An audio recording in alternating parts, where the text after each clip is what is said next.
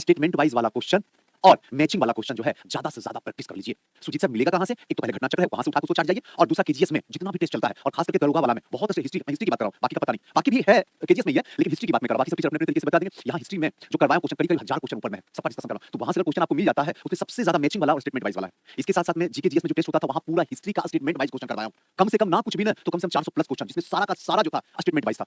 अगर कहीं से मिल जाए, उपलब्ध हो जाए, जो 99 रुपए वाला बैच चला था उसमें मैं करता हूं हिस्ट्री में पूरा का पूरा विद डिस्कशन के साथ। आप उसको ज्यादा से ज्यादा करने की कोशिश कीजिए, आपका कॉन्फिडेंस हिस्ट्री में तो मजबूत हो जाएगा। अब आते हैं क्लास में। चले, मैंने पिछले क्लास में आपको छोड़ के यहीं पे गया था, एचएसआरए, थोड़ा सा ध्यान रखिएगा, है ना? ध्यान इसलिए रखिएगा बाबू कि 97 साल हो गया, 97-98 साल हो गया, इसलिए चर्चा का विषय बना हुआ है। यहाँ पूरा का पूरा माहौल जो है चर्चा का विषय है। कहने का मतलब ये कि 25 साल में 1925 के आसपास जितनी भी घटनाएं 5 साल पहले चल जाइए तो 20 हो जाता है, और 5 साल बाद चल जाइए तो 30 हो जाता है, और 25 बीच में सेंटर है। जो सुजीत ध्यान से सुनिएगा मेरी बात को, ठीक है ना? वो टोटल का टोटल जो है 100 साल हो जाता है। मेरी बात मानिए, अगर ना होगा तो आप मेरे से मिलिएगा केजीएस में। फिर से सुन लीजिए, जो 1925 का टाइम है वो तो पूरा क्लियर ही कर लेंगे, 1-2 साल, 25 से पहले 23 और 25 के बाद 27, ये सबको क्लियर कर लेंगे, क्योंकि ये 100 साल के इर्द-गिर्द भाग रहा क्वेश्चन। यहाँ से आयोग एकदम सेट कर दिया है, मान लो मेरी बात को। लेकिन हम क्या करेंगे कि जो 25 से 5 साल पीछे जब जाएंगे तो 20 होगा, 20 से 25, और 25 से 5 साल आगे जाएंगे तो 25 से लेकर 30, इसके बीच में क्वेश्चन आने की ज्यादा संभावना बनती है। याद रखिएगा मेरी बात को, आप मान लीजिए, ठीक है ना? अब थोड़ा सा हिंदुस्तान सोशलिस्ट रिपब्लिक एसोसिएशन 1928 में हुआ है। अब जरा देखो 28 कितना साल, 3 साल है, यानी 97 साल इसका भी पूरा हो चुका है। तो मामला फिट होता है कि आयोग यहाँ इर्द-गिर्द घुमाएगा क्वेश्चन, ऐसे ही आपको घुमाया। पीछे 10 साल के क्वेश्चन देखोगे ना बाबू, आप घटना चक्र मेरे पे मत भरोसा करो, घटना चक्र पे जाके देखोगे तो आपको यदा कदा ये सब चीजें मिलेगी तो आपका दिमाग क्लिक कर जाएगा। ओए सही बात बोली सुनामी सर, एकदम सेम टू सेम यही कहानी होगी। तो ये चीज को देखना, सेंडर्स की क्या किया जाता है, हत्या किया जाता है, सेंडर की हत्या होती है। उद्देश्य कभी भी सेंडर्स का नहीं है, ये पॉइंट भी आपको ध्यान रखना। क्लास शुरू करते हैं, ठीक है ना? थोड़ा फास्ट भी चलेंगे, रिवीजन भी मारेंगे, ट्रिक भी बताते चलेंगे, जिससे कि किसी भी तरीके से एडीओ का रिजल्ट ना रुकना चाहिए, है ना? यहाँ पे जब सेंडर्स की बात होती है तो दिमाग में एक ही चीज आता है, सुजीत सर स्कॉट, इसको मारना था और गलती से मर गया क्या, सेंडर्स। अगर यहाँ भूल जाए तो मैंने हमेशा मैं कहता हूं, मैं हिस्ट्री को जोड़ना पसंद करता हूं, क्योंकि जोड़ा में जो चीज रहता है वो बंधा हुआ होता है, बंधन की तरह, है ना? वो कभी टूट ही नहीं सकता जिंदगी में। अगर मैं 1928 की जगह पे यहाँ पे अगर मैं बोलूं 1908 तो क्या दिक्कत है? 20 साल पीछे भाग जाऊं तो सुजीत सर कोई दिक्कत नहीं, कोई समस्या नहीं है ना? अब अगर 8 आते हैं तो मुजफ्फरपुर कांड याद आ जाता है। मारना था किंग्सफोर्ड को, टारगेट में था, है कि नहीं? मारना किंग्सफोर्ड को था और गलती से मर कौन गया? केनेडी की पत्नी और बेटी मर गया। देखो वहां की घटना और यहाँ की घटना में क्या कोई अंतर दिखता है? बस कैरेक्टर बदलता है, सिचुएशन वही होता है, टारगेटेड वही होता है, एवरीथिंग। अगर ऐसे कर लिया जाए तो आसानी से हो जाए। एडीओ का एग्जाम डेट आ गई, वो तो बात की बात है। क्या कौन पूछी थी? फॉर्म भरने में एक जगह गलत हो गया है, ठीक है, उसमें जाके देखो ना सुहानी, उसके अंदर अभी मुझे इसका आइडिया नहीं है बाबू। पहले मुझे आज पहले क्लास ले लेने दो इसको, उसके बाद बैठ के यही देखेंगे कि क्या मामला चल रहा है एडीओ में, है ना? तो फिर अगली क्लास में आपको सुहानी बता देंगे, मत घबराओ, वहां पे है करने का। नहीं गौतम जी, ऐसा इस क्लास में तो संभव नहीं है, ये क्लास तो अपने अंतिम मोड़ पे है। समय नहीं है ना वीडियो का, कहां से होगा, कितना? हाँ पूजा, बिल्कुल सही पूजा बोली। अभी कमेंट मत करो, अभी पढ़ लो। एक काम करेंगे, जब हम जाने, आज पूरा का पूरा क्लास मेरा है, इर्द-गिर्द में कोई आजू-बाजू में नहीं है ना? तो आज की क्लास में सुनामी लाते हैं और बीच में आधा घंटा जो बचेगा तो मैं रुक जाऊंगा, स्टॉप हो जाऊंगा, आज करूंगा। और जो क्वेश्चन आता जाएगा ना सामने स्क्रीन पे, सबका एक एक करके पढ़ते बताते हुए चले जाऊंगा आधा घंटा पहले। ये सबसे बेहतरीन तरीका होगा, ठीक है? अभी हम लोग क्या करते हैं, वहां से आप उठाते हैं, बोर्ड पे लाते हैं और हमारी आंखों पे रखते हैं, क्या बताते हैं, कैसे बताते हैं, उसको करते हैं, है कि नहीं? और घटना चक्र क्वेश्चन आज से अभी से इसी वक्त से क्लास खत्म होगा, लगाना शुरू कर दीजिए, ठीक है? अब इधर-उधर की बातों को खत्म करते हैं, वरना एनर्जी इधर-उधर चला जाएगा। पढ़ाई के ऊपर पूरा एनर्जी डालते हैं, जिससे अच्छे से आपको क्या समझा सके। तो सेंडर्स, स्कॉट और 1908 जब बता दिए सुजीत सर, ये मुजफ्फरपुर कांड की कहानी हो जाएगी 1908, कभी ना भूलिएगा। चले आगे बढ़ें। अब यहाँ पे असेंबली बम कांड, इसी के अंदर होगा फांसी षड्यंत्र होगा, एचएसआर की स्थापना, ये सब एक ही साथ होगा, अभी बताते हैं, मत घबराओ। एचएसआर की स्थापना जो की थी, कौन किए थे? चंद्रशेखर आजाद। और अगर एचआरए की बात करें तो जब भी बोलेंगे तो दूसरे से जोड़ के बोलेंगे तो 4 बार कोई याद हो जाएगा, दिमाग में चला जाएगा। अगर एचआरए की बात करें तो फिर क्या हो जाएगा? हिंदुस्तान रिपब्लिक एसोसिएशन और इसका सचिन संयाल, है कि नहीं? अब बीच में चीज याद आ गया, अभी खुशबू जो क्वेश्चन पूछ रही थी दिमाग में आ गया। आपको बता देते हैं कि आज से एक टारगेट लिए, हालांकि यूट्यूब पे भी आ जाएगा, आज से टारगेट लिए कि जो मेरा हिस्ट्री का नोट्स है पहले हैंड रिटेन हुआ करता था बाबू, अभी तो वही हैंड रिटेन को इस तरीके से लिख के आपको दे दिया है ना, क्योंकि टाइम नहीं था बाबू। उस समय क्या होता है, ऐसे करके हैंड रिटेन होता था और सब फॉर्मेटिंग वाइज में होता था, सब फॉर्मेटिंग वाइज में, है ना? इस तरीके से और विद डायग्राम के साथ होता था, जहां मैप लगाने का होता था, मैप कहीं किसी कैरेक्टर का मान लो सीता का बनाना होता था, अकबर का बनाना तो अकबर का बना देते थे, है ना? या टॉमस रो का बनाना होता था, टॉमस रो का फिगर के साथ बनाते थे। उसी पे पूरा काम कल रात से शुरू कर दिया है, यानी फिर से हिस्ट्री का नोट्स जो है अपडेट करने में लग गए हैं एक बार फिर से, है ना? हर 2 साल के बाद अपडेट कर देते हैं। और इस बार कोशिश हमारी ये है हिस्ट्री के नोट्स में 1 मिनट का कहानी है, हिस्ट्री के नोट्स में ऐसा बनाया जाए ना कि जब बच्चों के हाथ में आए ना तो उसको लगे कि गुरुदेव सच में एकदम जान लगा दियो। कोई भी एग्जाम में एकदम क्लिक हो तो यही सब पूरी बेहतरीन तरीके से कोशिश उसमें लगे हुए हैं, ठीक है? और आप लोग कोशिश में लगे कि किसी भी तरीके से सिलेक्शन हो जाए एडीओ में। आओ आगे चलते हैं।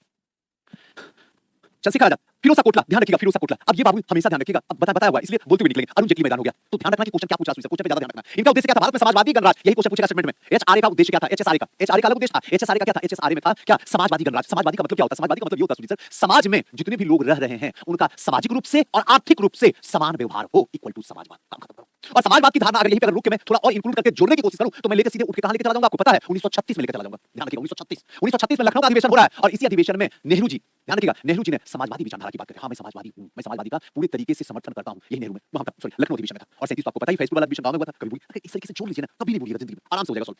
साइमन कमीशन के विरोध में लाला लाजपत राय को लाठी पर चढ़ा। और इसी टाइम में 28 का कहानी है, 28 में ही कहां पे? इंडिया में आ जाता है। इंडिया में कहां पे? तो बम्बई में। याद रखिएगा, चला कब था क्वेश्चन?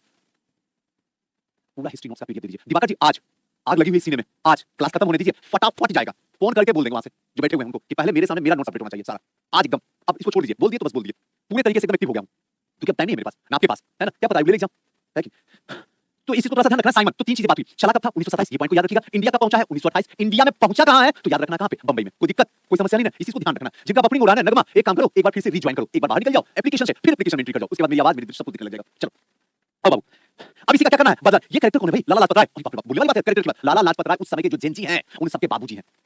उन सबके क्या है? ये बाबूजी हैं। चाहे वो चंद्रशेखर आजाद जी की बात हो जाए, चाहे भगत सिंह की बात हो जाए, है कि नहीं? चाहे असाउल्लाह की बात हो जाए, राम प्रसाद बिस्मिल की बात हो जाए, ये अलग बात है, लोगों को फांसी ऑलरेडी पड़ चुका है एचआर उसमें काकोरी कांड में। लेकिन फिर भी ध्यान रखना, ये सब जो है भगवान की तरह पूछते थे लाला लाजपत राय को। ये वही लाला लाजपत राय जिनको पंजाब केसरी कहा गया, पंजाब का शेर कहा गया। और इन्हीं पे साइमन कमीशन के विरोध पे इनके ऊपर क्या हुआ? लाठी चल गई थी। लाठी चलने के बाद कहा जाता है 1 महीने के बाद इनकी मृत्यु हो गई। चले आओ, उसके बाद सेंडर्स की हत्या, बदला लेना।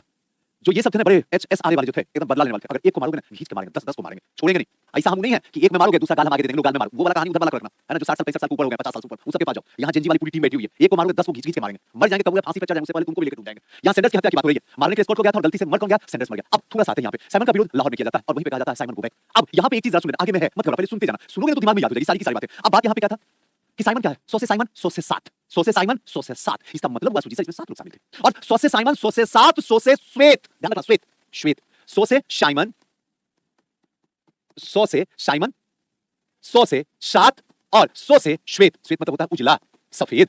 थैंक यू बाबू। चलो अब आते हैं, तो अब हमेशा याद रह जाएगा। इसका मतलब है कि साइमन का तो पूरा का पूरा इतिहास ही खोल दिया।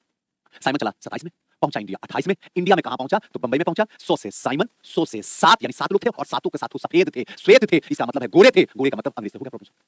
चले, कोई दिक्कत? अब थोड़ा सा आगे चलते हैं। देखो कितना खतरनाक आदमी है मनी, है ना? कहता सुजीत सर 100 से सुनामी सर, है ना? आए आते हैं, रुको क्लास खत्म होने दो। अस्कॉट ने आदेश दिया, अस्कॉट ने आदेश दिया और सेंडर्स ने क्या किया? लाठी चार्ज करवा दिया। तो याद रखना, ऑर्डर किसने दिया? अस्कॉट ने। लाठी किसने चलवाया? सेंडर्स ने। मारना किसको था? अस्कॉट को मारना था। Oh my God, Sujeet sir 1857 क्रांति, सॉरी 1919 का जलियांवाला बाग हत्याकांड याद आ गया। ऑर्डर किसने दिया था? ऑर्डर ऑर्डर ऑर्डर, यानी कि जनरल ओ डायर। गोली किसने चलाया? जनरल डायर ने। हो गया याद। देखो ना, कई बार क्वेश्चन पूछता है, एक बार जोड़ दो समझ में, दोनों यही कहानी आ रही है सर। वहां भी जनरल ओ डायर ने आदेश दिया था, उस समय पंजाब का गवर्नर था और जनरल डायर ने ताबड़तोड़ गोलियां बरसा दिया। एसपी रैंक का अधिकारी था, सेनापति था, ताबड़तोड़ गोलियां बरसाया। यहां भी अगर देखोगे तो अस्कॉट ने आदेश दिया और गोलियां चलाना शुरू किसने किया? सेंडर्स ने चलाना शुरू कर दिया। लाठियां क्लियर हो गया ना? अब ये दोनों याद है क्या? पता, क्वेश्चन पूछ दे, कोई पता नहीं, भरोसा कर, आयु का भरोसा कर। लाला लाजपत राय की क्या होती है? मृत्यु रहती है 17 नवंबर 1928। थोड़ा सा ध्यान रखना। इसका बदला 17 दिसंबर, 1 महीने के बाद, बोलो 1 महीने के बाद, 1 महीने के बाद इसका बदला लिया जाता है। सेंडर्स को गोली मार दी जाती है। इस गोली मारने में 2 लोग जाते हैं, शामिल होते हैं। एचएसआरए से 2 लोग निकलते हैं, एक भगत सिंह निकलते हैं और दूसरा राजगुरु निकलते हैं। लेकिन ध्यान रखना, पहला गोली राजगुरु मारेंगे, याद रखना। उसके बाद भगत सिंह जो बचा हुआ मैगजीन होता है, वो भारत माता उसके शरीर पे गोलियों से लिख देते हैं, पूरा खाली कर देते हैं। जाओ खत्म करो, जाओ सेंडर्स, है ना? सिलेंडर भूल जाओ। अगर भूल जाए तो इसे भी याद रखोगे, सेंडर्स को सिलेंडर बुला दिया, जाओ फट के खत्म। आप आगे चले। भगवती चरण बोहरा की पत्नी जो थी दुर्गावती, जो भगत सिंह को अपना पति के रूप में मानती थी और पति के रूप में बस नाम की थी, रियल में नहीं थी। भगवती चरण बोहरा की पत्नी थी, याद रखना है, दुर्गावती जी। लेकिन वहां से कहां से? लाहौर से उनको निकालना था, क्योंकि लाहौर में पूरी तरीके से नाकेबंदी हो गई थी। अगर वहां से नहीं निकलते तो वहीं पकड़ा जाते। उसी समय जो है सबसे बड़ा काम करती दुर्गावती, है ना, जो पत्नी होती भगवती चरण बोहरा का। एक बार पूछा गया क्वेश्चन, वहां से क्या करती है? राजगुरु को और भगत सिंह को निकालने में बहुत बड़ा हाथ होता है। भगत सिंह की पत्नी के रूप में बनती है, भगत सिंह जो है राजा के रूप में बनते हैं और राजगुरु जो है नौकर के रूप में। ये 3rd क्लास में बैठते हैं और 1st क्लास में बैठते हैं, वहां से सफर करके कोलकाता जाते हैं। बस नाम खत्म, आगे निकलो। असेंबली बम कांड 1929 की कहानी है। असेंबली बम कांड है क्या? अक्सर इससे भी क्वेश्चन पूछा था भाई, बहुत क्वेश्चन इससे करवाया। यह एक बिल है जो अंग्रेज पारित करना चाहते थे। असेंबली बम कांड जो था वो क्या था? एक बिल था, इसको पारित करवाना चाहते थे। पहला जो था पब्लिक सेफ्टी बिल और दूसरा जो था ट्रेड यूनियन बिल। तो दूसरा से तो समस्या नहीं थी, ध्यान से समझना, समस्या किसमें थी? पब्लिक सेफ्टी बिल से। इससे अंग्रेज ऐसा बताते क्या कहानी थी, इससे अंग्रेज ऐसा करना चाहते थे कि अपने तरीके का एक कानून बनाना चाहते थे जो भारतीयों पे रखना चाहते थे और बिना मतलब के भारतीयों को सताने के लिए, भारतीयों को मुस्लिम करार देने के लिए और भारतीयों को दोषी बनाने के लिए पब्लिक सेफ्टी बिल ला रहे थे। और इसका विरोध जो है भगत सिंह और बटुकेश्वर दत्त कर रहे थे हमेशा, कि नहीं ये गलत है, ये बिल्कुल गलत है। और इसी समय जाके असेंबली में क्या किया? बम को फोड़ दिया। मारने का उद्देश्य नहीं था किसी भी व्यक्ति को, बस इस बहरे अंग्रेज को सुनाना था कि जब तक बोल रहे थे सुनने, ये जब तक चले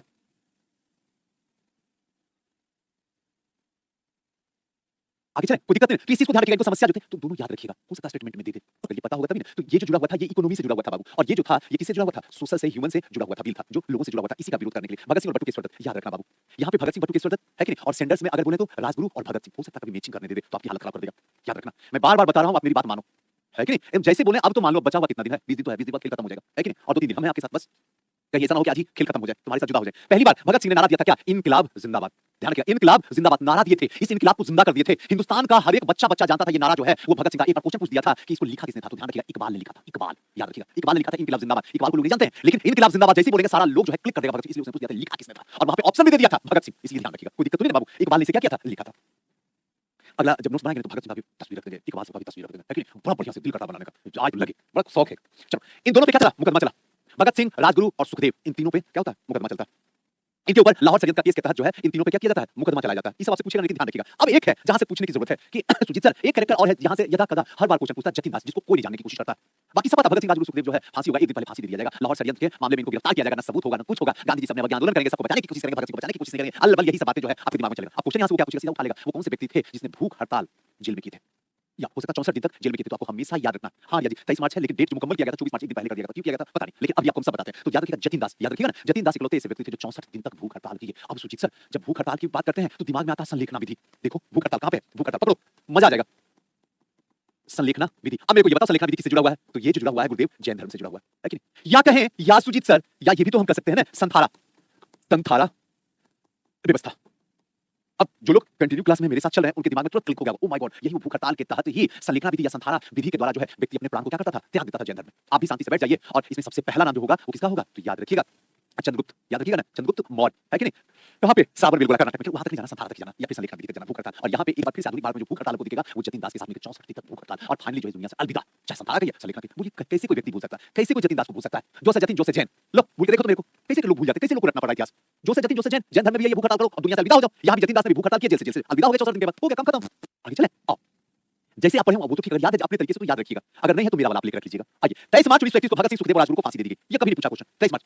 हमेशा जो क्वेश्चन पूछा जाता 24 मार्च को मुकम्मल किया गया था। ये मुकम्मल का मतलब होता बाबू तय किया गया था कि फांसी होने वाला है किनको? भगत सिंह, राजगुरु और सुखदेव, इस देश के सबसे महान हस्तियों में से एक, जिसको भुलाए कभी कोई पीढ़ी नहीं भूल सकती। जब तक हिंदुस्तान जिंदा रहेगा तब तक ये तीनों जो है लोगों के दिलों में जिंदा रहेंगे, चाहे भगत सिंह हो, राजगुरु हो या सुखदेव। 24 तारीख को देना था, ध्यान से सुनिएगा, 24 तारीख को देना था, 23 तारीख को दे दिया गया। इसलिए दे दिया गया कि जिस तरीके से लाहौर में भीड़ बढ़ते जा रही है, इतिहास की जब किताब पढ़ी तो वहां कहा जाता कि उस टाइम 5 लाख से अधिक भीड़ हो गई थी। ऐसा हालात हो गई थी कि एक लाइन में हर एक भारतीय बोलने लगे थे, बस एक बार तो ऑर्डर दे दो, एक एक ईंट निकाल देंगे जेल का, लाहौर का खींच लेंगे हाथ से, एक एक ईंट अपने भगत सिंह बाहर आ जाएंगे। और इसको देखते हुए क्या हुआ, आगे की कहानी बोलूं तो आंखों से रोना आ जाएगा। कहा जाता है कि जैसे फांसी हुआ था उसके बाद उठा के जो है उनको चिता पे नहीं बल्कि नदी में फेंक दिया गया था लाश को, भगत सिंह का। कई तरीके की बातें हैं, वहां से कोई मतलब नहीं, यहाँ बस समय की नजाकत को देखते हुए याद रखना 23 मार्च को फांसी पड़ गई है। डेट जो पड़ा था स्टेटमेंट में ये क्वेश्चन रहेगा, ध्यान रखिएगा, डेट जो पड़ा था वो 24 मार्च को पड़ा था। आगे चले सर, ये सभी लिखना पड़ेगा नहीं खुशबू, ये सब का सब सेलेक्ट करके ना बगल में जो नोट्स का रहता है ना कॉलम, उसमें रखा रहता है, सारा रखा हुआ है। यहाँ लोग सेलेक्ट कर लेते हैं, जब लास्ट क्लास होता है तो वहां ले जाकर रखते हैं, वहां रहेगा, अपना देखते रहिएगा, जैसे नोट्स आएगा कुछ अगर एक्स्ट्रा आज ही आ जाएगा, टोटल नोट्स आ जाएगा।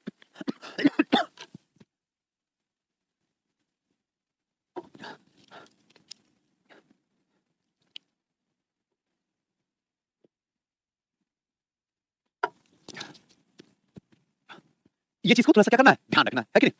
अब संख्या बढ़ गई है एडीओ में बाबू, और सबसे बड़ी बात है कि सुजी से फॉर्म फिर से रीओपन हो गया। ऐसे में और संख्या बढ़ने की संभावना है। मेरा दिल करता 18 लाख से ऊपर भाग जाएगा, ना भागे, या जो भी, एक तो ऐसे इतना ज्यादा भाग चुका सुजीत सर, अब क्यों डराने में लगे हुए? मैंने हेलो आवाज तो सर, आवाज ठीक तो है रागनी, अब मैं ही धीरे बोला रागनी, रुको थोड़ा सा खांसी हो रहा है, मैं तेज बोलना शुरू कर दूंगा। तो ये चीज ध्यान रखिएगा, 13 सितंबर 1929 को जतिन दास में ये क्वेश्चन अभी तक नहीं पूछा गया, इसे डेट जरूर याद रखना बाबू, 13 सितंबर। बस ये मैं जरूर आपसे गुजारिश करूंगा, क्योंकि यहाँ पे मैं चाह के भी कुछ नहीं कर सकता हूँ, है ना? बता देंगे, संगम मराठा सब बताएंगे, रुको तो टेंशन कर, तो जो बता रहे हैं वो पहले पढ़ो ना बस। आप भी ना तब कहते हो कि सर कमेंट है आप देखते हो, अरे आपको कुछ भी नहीं छोड़ेंगे, हम पे भरोसा एक बार करो ना।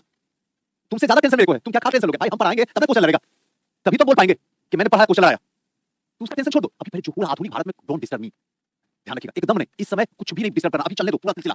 यहाँ पूरा मामला 15 नंबर का है, 12 में तो कोई सच्ची बात नहीं है, माहौल गड़बड़ा जाएगा, तुम्हारा गड़बड़ा मेरा क्या जाएगा? फिर बाहर निकल के सुजीत सर, सर हिस्ट्री का टीचर को बदल दीजिए ना सर, नहीं समझ में आता, उससे क्या होगा? उससे क्या होगा? फिर दूसरा आएगा, तू क्या कर देगा? 1857 की क्रांति 1859 में बता देगा आपको। आप ही की भलाई कर रहा हूँ, हम भी अगर आप मेरी बात को नहीं समझ पाए तो किसका समझिएगा? आपके लिए तो बैठे हुए। तो एक चीज, इस डेट को थोड़ा सा ध्यान रख लीजिएगा, बाकी ये डेट तो आपको 23 मार्च याद ही होगा, 23 मार्च को कभी भूल ही नहीं सकते। आइए आगे चलते हैं। साइमन कमीशन, अब एक साइमन कमीशन, बाकी साइमन कमीशन का जितना भी इंपॉर्टेंट चीज है वो सबके सब आपके दिमाग में डाल दिया, जैसे निकालूंगा देखिएगा तुरंत फट से समझ जाइएगा। साइमन कमीशन 1927 और 28, ये 27 28 का मामला क्या रखे हैं सर, ये बता दीजिए मेरे को, इसलिए बाबू क्योंकि 27 में चला था और 28 में इंडिया पहुंच गया था, है ना? ये ध्यान रखिएगा।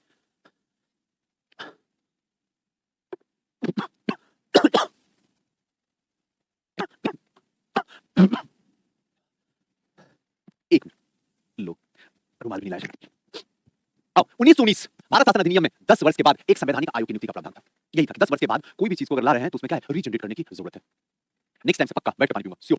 चले, आयोग का उद्देश्य अधिनियम की सफलता और भारत में एक उत्तरदायी शासन की प्रगति की जांच करना था। ब्रिटेन की कंजर्वेटिव, ध्यान से समझिएगा, एकदम जितनी लाइन बता बस ये समझने के लिए पूछता नहीं है, लेकिन फिर भी समझ लीजिए, उस समय ब्रिटेन की जो थी वो पार्टी कौन थी? कंजर्वेटिव सरकार थी, जिसे 2 वर्ष पूर्व ही सर जॉन साइमन की अध्यक्षता में आयोग नियुक्त कर दिया। 2 साल पहले ही एक क्या किया, जॉन साइमन नाम का एक व्यक्ति को क्या किया गया, नियुक्त कर दिया गया। कोई दिक्कत कोई समस्या? चलो नियुक्त हो गया तो हो गया, 2 साल पहले ही सरकार से। अब अगर ऐसा काम होता, अगर इसको एक लाइन में मैं समझाना चाहूं तो मान लीजिए मेरी सरकार है और मुझे पता है कि अगला इलेक्शन हम जीत नहीं पाएंगे, इससे पहले कुछ ऐसा नियम कानून ला दो जिससे क्या है कि अगर हम विरोध में खड़ा रहेंगे तब भी हमारी क्या है, मजबूती के साथ खड़ा रहेगा, है ना? कोई भी सरकार चाहती है, लेकिन अगर पहले पता हो जाए कि ईवीएम का सारा खेल है, सरकार जाने वाली है तो जैसे चला चलने दो। ये चीज वो पहले कंजर्वेटिव सरकार को पता चल गया था कि स्थिति खराब होने वाली है, हो सकता है लेबर पार्टी जीत ना जाए, उस समय की थी बचाने के लिए कुछ नहीं, बस ठीक है ना? हो सकता है कि लेबर पार्टी जीत जाए, उससे पहले 2 साल पहले एक आयोग का गठन कर दिया और गठन करके उसको क्या किया, भारत में भेजने की कोशिश की। अब आयोग के सभी जो थे वो क्या थे, 7 सदस्य थे और सातों के सातों अंग्रेज थे। अंग्रेज को ही बाबू कहते हैं क्या, श्वेत। रुक जाओ थोड़ा बड़ा कर देते तो मजा आएगा, देख इसको ये कर छोड़ देते, इसी को क्या कहते हैं, श्वेत, है ना बाबू? श्वेत मतलब सुंदर, गोरा, जो अंग्रेज होते थे। अब कभी भूल के देखिए, 100 से साइमन, 100 से 7, 100 से श्वेत, और फिर मैं भी आपका 100 से ही, है कि नहीं? तो हमेशा याद रखिएगा, कभी नहीं भूल पाइएगा, है ना? और यहाँ पे एक चीज और देखिएगा, इसे श्वेत कमीशन भी कहा गया। अगर कभी कुछ बाई चांस नहीं पता, पूछते श्वेत कमीशन किसे कहा? अरे श्वेत कमीशन क्या, श्वेत का मतलब होता है सब सबके सब सुंदर सुंदर गोरे गोरे, और सब सुंदर सुंदर गोरे गोरे जो होंगे अंग्रेज होंगे, और 7 के 7 अगर होंगे तो किसमें होंगे, साइमन कमीशन में होंगे, है ना? तो याद रखिएगा, इसे क्या कहा गया, श्वेत कमीशन भी। इसे साइमन कमीशन भी, साइमन का नाम था इसलिए साइमन कमीशन रखा गया। इसमें 7 लोग थे, सातों के सातों गोरे थे, श्वेत थे, सुंदर थे, इसलिए इसे कहा गया श्वेत कमीशन भी। साइमन को हटा के वहां पे क्या रख दिया गया, श्वेत कमीशन, याद रहेगा ना? इतना बोलते हैं थक गए साइंस और पॉलिटी का क्लास रखो। ये नूरानी हमसे मत पूछो बाबू प्लीज। आप बात समझो, मैं कैसे बता सकता हूँ? ये मेरे हाथ का है बाबू, बताइए क्या बोलूँ? हाँ हो जाएगा, झूठ बोल दूँ? ये सब मेरे से बोलना ही बेकार है। मेरा बस काम होता है ईमानदारी से, मुझे जो काम मिलता है उस काम को ईमानदारी से कर देते हैं। बस काम खत्म है, उसके सिवा मैं कुछ नहीं जानता हूँ। अब आप पूछोगे सर इकोनॉमी का क्लास कब होगा, सर करंट अफेयर का क्लास कब होगा, आज ये क्लास क्यों नहीं हुआ, आज बिहार स्पेशल का क्यों, मेरे को नहीं पता। और हम क्या बोलेगा, तुमको टाइम ही रोकना है क्लास को तो रोक लो। अब नहीं देखें तब भी सिखाया जाता है कि सर आप कमेंट नहीं देखते। देखूं तो ऐसा क्वेश्चन होता है जिसका जवाब देने में अपना पढ़ाई में डिस्टर्ब हो जाता है। सब तरीके से चल जाता हूँ, करूँ तो क्या करूँ? पढ़ाना चाहूँ तो उससे ज्यादा ये स्थिति है। सब कहानी शुरू में आते ही बोल देते हैं ये सब नहीं, पूरा का पूरा आधुनिक भारत चल रहा है, इससे बढ़िया फिर कभी नहीं मिलने वाला। जी लो जी भर के। तो बेटी के ब्याह में मर्गी का गीत सुनाओगे? चल रहा इतिहास पूछ रहे हो सर, साइंस कब चलेगा? माँ 27 दिसंबर 1927 को मद्रास अधिवेशन में कांग्रेस ने साइमन का क्या किया बाबू? पूर्ण तरीके से बहिष्कार किया। अब एक चीज ध्यान रखना, 1927 की टाइम चला और यहाँ पे ध्यान रखिएगा अधिवेशन जो है किस अधिवेशन में इसका बहिष्कार किया गया। अगर बाबू पूछे तो क्या बताइएगा? मद्रास अधिवेशन। एक महत्वपूर्ण इंपोर्टेंट क्वेश्चन बन के तैयार हो गया, याद रखना। जो सेंटर में दे रहे हैं आप भी दिमाग के सेंटर में रखिएगा। नोट्स मिलेगा उसको घेर लीजिएगा एक बार देख के पीडीएफ से, कहां कहां सेंटर में डालें, जरूर कोई गेम खेलेंगे उसको आपको भी करना। यानी कि मद्रास अधिवेशन में पूर्ण तरीके से इसका क्या किया गया? सर बहिष्कार किया गया। कोई दिक्कत? चले आगे बढ़े, आ जाओ। इसके अध्यक्षता जो किए थे एमए अंसारी। हो सकता है 11 लाख की भीड़ बैठो तो 15 लाख में बोलूं तो सच्ची बात नहीं। तो ध्यान रखिए एमए अंसारी, दो चीज नया चीज मिलकर तैयार हो गया। मद्रास अधिवेशन में साइमन कमीशन या श्वेत कमीशन, हमेशा अब मैं आपको श्वेत कमीशन बोला करूंगा क्योंकि साइमन कमीशन आप भी पढ़े हुए हैं, लोग से भी सुने हुए हैं, है ना? अब मैं श्वेत कमीशन बोलूंगा ताकि आपके दिमाग में क्लिक कर जाए। मद्रास अधिवेशन में इसका विरोध हुआ सबसे ज्यादा, और ये चीज अभी तक क्वेश्चन नहीं पूछा, इसलिए ध्यान रखिए अभी पीसी में, है ना बाबू? आ जाओ, पूर्ण बहिष्कार मद्रास अधिवेशन में हुआ है। अब एक चीज और, अगर मद्रास अधिवेशन में यही एक छोटा सा चीज पूछ लेता हूं आपसे, मुझे पता भरोसा है, आप बता दीजिएगा। आप यहाँ पे ये मुझे बताइए कि मद्रास अधिवेशन, ये मद्रास अधिवेशन था, वो कौन से शख्स थे जो पहले मुस्लिम कांग्रेस के अध्यक्ष बने? बस डेट नहीं बताना, नाम बताना। चल तब तक तू नाम बता, मैं आगे निकलता हूँ। 3 फरवरी 1928 को आयोग पहुंचता कहां पे है? बंबई में पहुंचता है। तो डेट भी याद रख लीजिएगा बाबू, इस बार कोई गलती नहीं करने का है। भीड़ 15 लाख की है, क्या पता कौन से क्वेश्चन में गिरा दो, इसे सब पकड़ना पड़ जाए तुमको। इसे याद रखिएगा 3 फरवरी। थोड़ा सा लिख के पढ़िएगा, अपने आप याद हो जाएगा, फट से देख लीजिएगा। क्लियर है ना?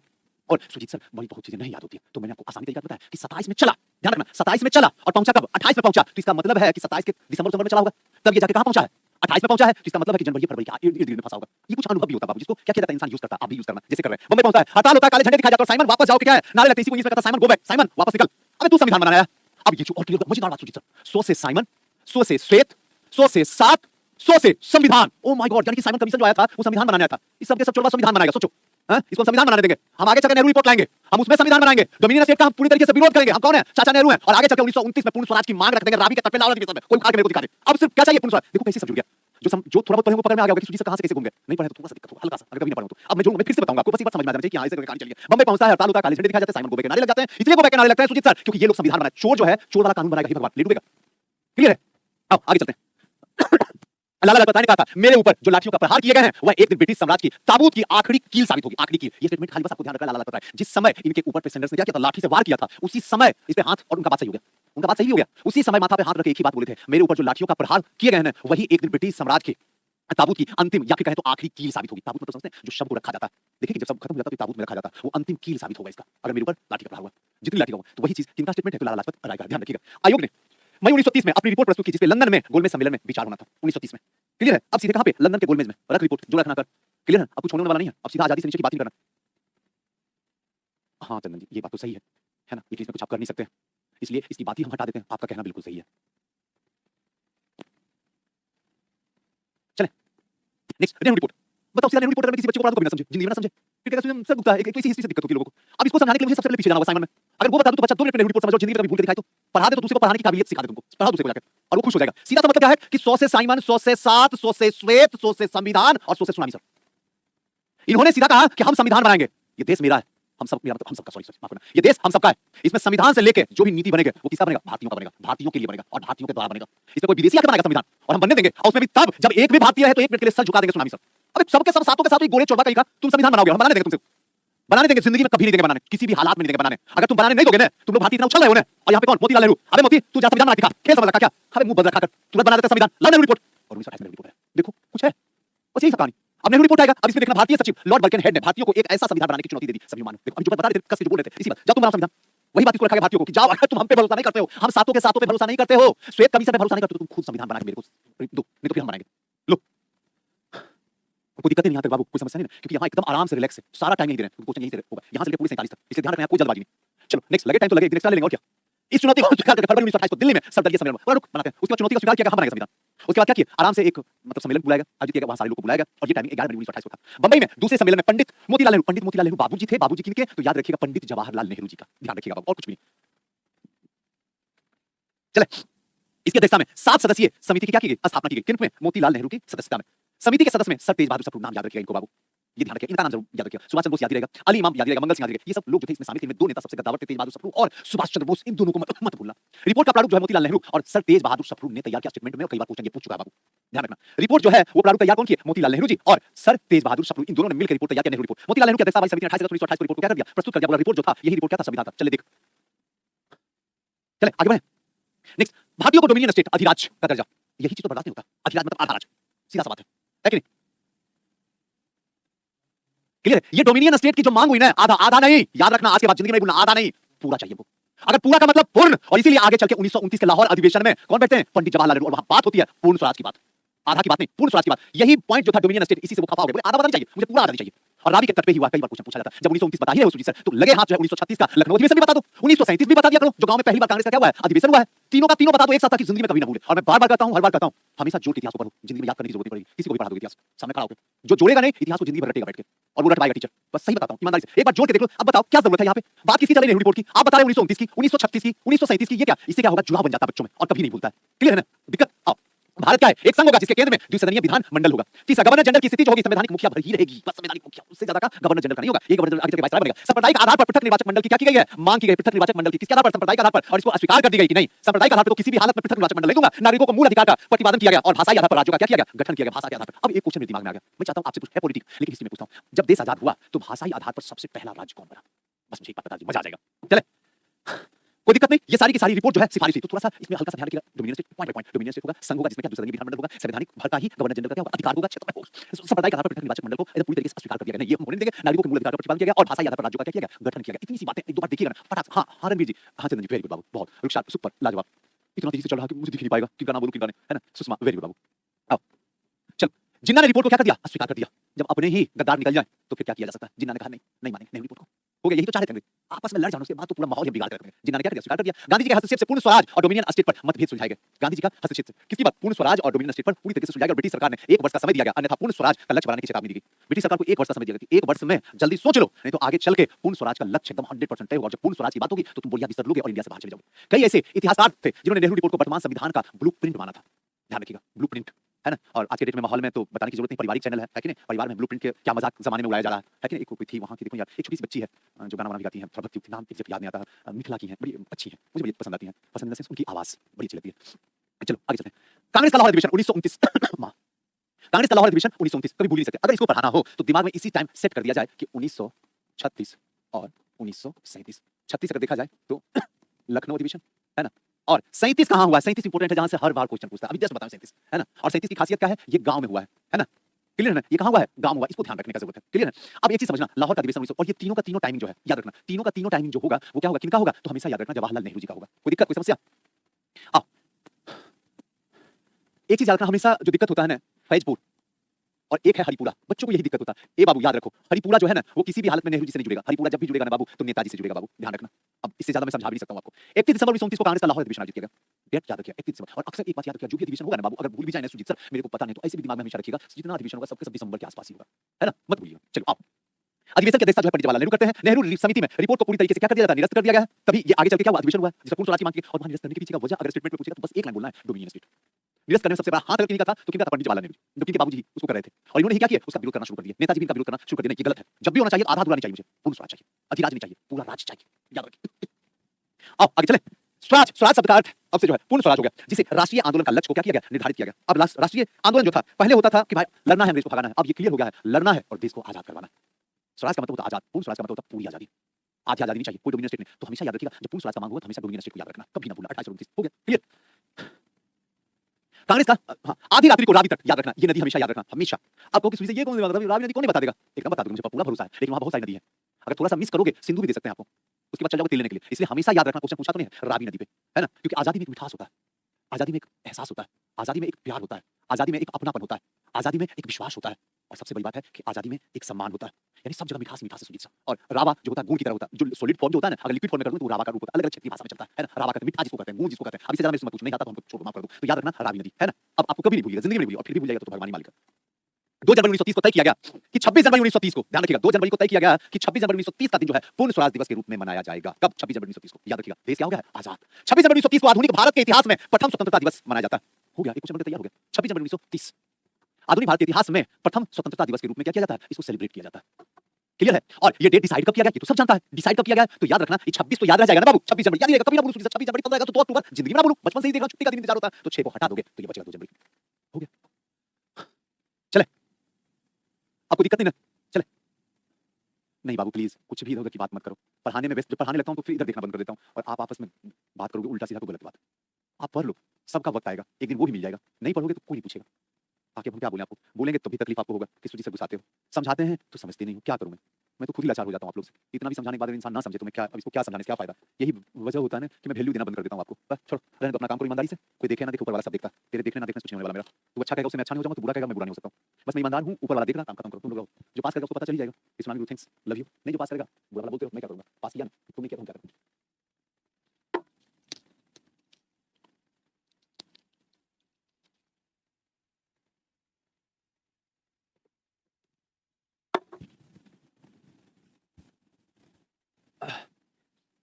आगे चले, सबने विज्ञान आंदोलन, सीधी कहानी चलती है 1930, क्लियर, 1930, अब सबने विज्ञान आंदोलन 1930, अब हमारे पास जो वक्त आपका बचा हुआ है 1947 जाने में मात्र 17 साल, 17 साल के बाद आपको छोड़ देंगे, फिर एक क्लास लेंगे जिसमें जो जो छूटा रहेगा उसको कंप्लीट करवा देंगे, अब फिर भी आप अगर गप कीजिएगा तो क्या करूं। चले, सबने विज्ञान आंदोलन की शुरुआत 12 मार्च 1930 को होता है, क्लियर, 12 मार्च 1930 को, 6 अप्रैल को अपने बॉर्डर पे पहुंचते हैं, 6 अप्रैल, अभी मैं सिखा देता हूं, मजा आ जाएगा, कोई दिक्कत, इसको सिखाने के लिए मैं हमेशा एक चीज लिखता हूं, जरा देखना, अब की बार एसडीएम से प्यार, है ना, एस का मतलब सुजीत सर साबरमती, डी का मतलब दांडी, एम का मतलब महात्मा गांधी, अब ये 3 याद रखना, जो बच्चा अगर पढ़ा होगा पहली बार हमसे केजीएस में तो तीनों याद होगा, जो नहीं पढ़ा तो आज याद कर लीजिएगा, एसडीएम, अब की बार सीधे एसडीएम से प्यार, ये कोटेशन मेरा, जब भी आपसे शुरू में आ जाएगा, एसडीएम, एस का मतलब साबरमती, डी का मतलब दांडी, एम का मतलब महात्मा गांधी, इसे कहना क्या चाहते हो, यानी साबरमती से शुरू हुआ नमक सत्याग्रह या फिर सबने अवज्ञा आंदोलन, साबरमती से शुरू हुआ और दांडी तक पहुंचा, यही क्वेश्चन एक बार पूछ दिया था, कहां से शुरू हुआ था, अब साबरमती बोले दांडी बोले, भगवान ये क्या हो गया, लगता है दांडी साबरमती कहां से चला था, हां दांडी चला, दांडी में दांडी है ना, चलो दांडी मारता, पागल हो गया, सबसे पहले स्टार्ट कहां से हुआ, साबरमती से, पहुंचा कहां है दांडी, 12 मार्च को चला है और दांडी का पहुंचा है 6 मार्च को पहुंचा है ना, कई जगह 240 मील, कई किताब में 241 मील रहता है कि क्वेश्चन पूछता कभी नहीं है, लेकिन फिर भी याद रखिएगा ये टोटल का टोटल डिस्टेंस, यानी सुजीत सर साबरमती से दांडी जाने में जो टाइमिंग जो डिस्टेंस था 240 मील, क्लियर, लो कॉन्सेप्ट ये क्लियर हो जाएगा, जरूरत ही नहीं भागने की, एक तो ये, दूसरी बात है यहां साबरमती से दांडी जाने में टोटल कितने लोग थे, सुजीत सर 78 अनुयायियों के साथ में, 78 लोगों के साथ में गांधी जी चलना शुरू किए थे, हो गया, पूछा हुआ क्वेश्चन देख लो जाके, 200 2270 लोग आए पूछा, हां कुछ भी जो बनाए वो, क्लियर है ना, अब साबरमती से कब चले थे 12 मार्च को, दांडी कब पहुंचे 6 अप्रैल को, अप्रैल, क्लियर, कोई दिक्कत, हो गया क्लियर, अब यहां तक कोई समस्या, चले अब आगे चलते हैं, अब इसको मिटाते हैं या रहने देते हैं, स्क्रीनशॉट में जाकर मिटाएंगे, तो आप कम से कम एक आध बार तो याद रखिएगा एसडीएम है ना, एसडीएम इसलिए भी कहते हैं ना कि जब हम शुरू किए थे 10 साल पहले तो हर जगह एसडीएम लिखा करते थे, हमको एसडीएम से बड़ी प्यार होता, हद से ज्यादा, उतना प्यार मेरे को किसी में नहीं, एसडीएम हर जगह एसडीएम, कहीं सर्च करोगे एसडीएम सर्च करके देखना आ जाएगा, हम है नहीं लेकिन नाम आएगा, हर जगह SDM SDM SDM SDM SDM, तो लगा एसडीएम करते ही कहीं इतिहास में एसडीएम को एंट्री करवाया जाए, तब दिमाग में आया अरे सबने विज्ञान आंदोलन है, इसमें एसडीएम से हो सकता है, ऐसे साबरमती, डी से दांडी और एम से महात्मा गांधी, चलो कहीं तो यूज कर दिया जाए, और फाइनली जो है भगवान दया से एसडीएम को यूज कर दिया, कहां पे नमक सत्याग्रह, और यहां पे एकदम परफेक्ट सेट हो गया, चले आगे आओ, अब एक चीज और देखना ध्यान रखना, अब आंदोलन शुरू 12 मार्च को, पहुंचता कहां 6 अप्रैल को, और 6 अप्रैल को फिर क्या किया जाता है, नमक कानून को तोड़ा जाता है, एक बार रुको मेरे पास आओ,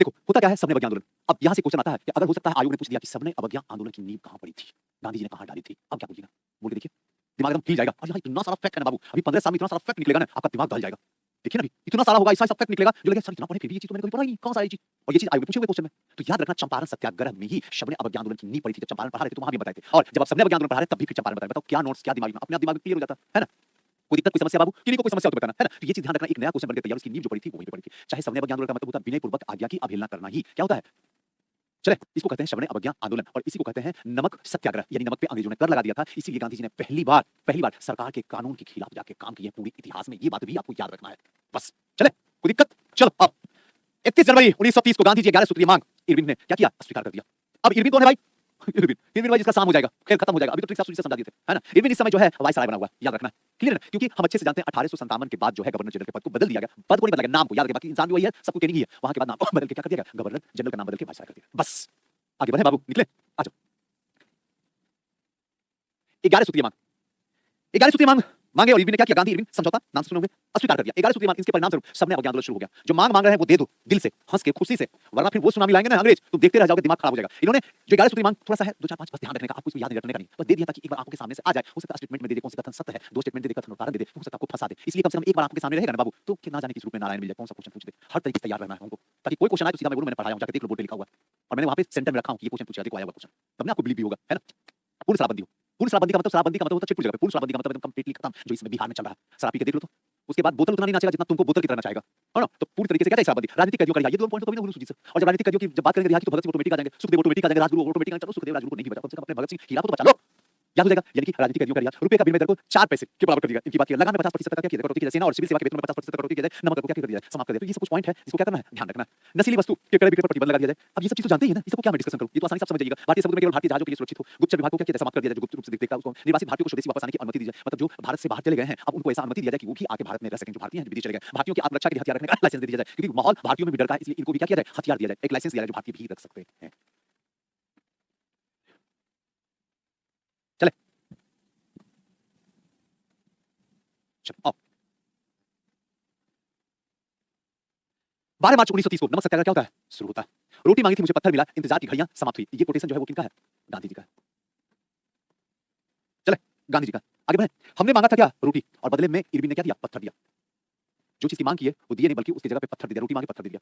और अब जो है बर्दाश्त नहीं होता है, इंतजार की घड़ियां समाप्त हो गई है, अब होगा सीधे सत्याग्रह, और तुम बच नहीं सकते हो। दूसरा 78 अनुयायियों के साथ में दांडी मार्च किए थे, यहाँ पीछे बता दिए, 78 लोगों के साथ में, है ना, अनुयायियों के साथ गए थे। दांडी नौसारी जिले में है, ये भी याद रखिएगा, स्टेटमेंट में हो सकता है पूछ दे कि दांडी जो है, जिस दांडी की बात कई बार आप देखोगे दांडी नमक लिखा हुआ, ये दांडी वही गुजरात में है बाबू, ध्यान रखना। साबरमती भी गुजरात में, ये भी बाबू याद रखना, है ना। तो ध्यान रखना दांडी जो है नौसारी में। तमिलनाडु में सी राजगोपालाचारी के नेतृत्व में इस आंदोलन को क्या किया गया, नेतृत्व प्रदान किया गया। तो हो सकता है ये क्वेश्चन भी याद रखिएगा, बहुत दिन से क्वेश्चन पूछा नहीं है कि तमिलनाडु से शबने बगिया आंदोलन का नेतृत्व कौन कर रहे थे, तो हमेशा याद रखिएगा सी राजगोपालाचारी।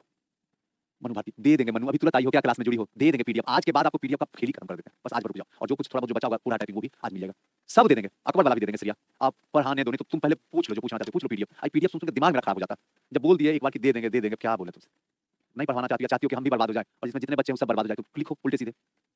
जब बोल दिया दे देंगे तो दे देंगे, तुमसे ज्यादा टेंशन है। अब हमको इरिटेटिंग होने लगा, मेरा बस नहीं चला, 5 मिनट रुक के सारा पीडीएफ दे दूं, रखा हुआ है, अब जाओ अपलोड कर दो। बच्चे को पढ़ाई से कोई रिलेशन नहीं है, उसको पढ़ने में कोई इंटरेस्ट, उसको पीडीएफ चाहिए। तो यही ना बोलूं, क्या बोलूं, जब बोलने सब कुछ दे देंगे, रुक तो जाओ, क्लास खत्म होने दो, चलने दो क्लास को। मैसेज नहीं देखते तो कहते मैसेज नहीं देखते, क्या बोले, हम उदास हो जाते हैं। कल बच्चा फोन करके, एक लड़की फोन की, बोली सर आप क्यों नहीं देखते हैं मैसेज, बहुत मतलब बोल रही थी, उसकी बात भी बेचारी की सच्ची थी। बोले ठीक है नेक्स्ट टाइम से देखना शुरू करें, देखना शुरू किया तो ये तमाशा कि आधा पढ़ाते हैं आधा हम बोलते ही रह जाते हैं इसी सब चीज में। अब उसको कैसे समझाएं, शायद वो समझ गई होगी क्या कहानी, क्यों नहीं गुरुदेव देखते मैसेज। मेरा इतिहास इतना लंबा चौड़ा सब्जेक्ट है, अभी भी कितना टॉपिक बचा हुआ है, अगर मैं मैसेज देखने लग जाऊं तो पागल हो जाऊंगा मैं, समय मेरे पास है नहीं सारा, अभी कितना सब्जेक्ट आपका छूटा, कब कौन से टाइम में मेरा टाइमिंग खत्म कर देंगे कि सर आपका टाइम हो गया और जरूरत से ज्यादा क्लास आप ले चुके हैं।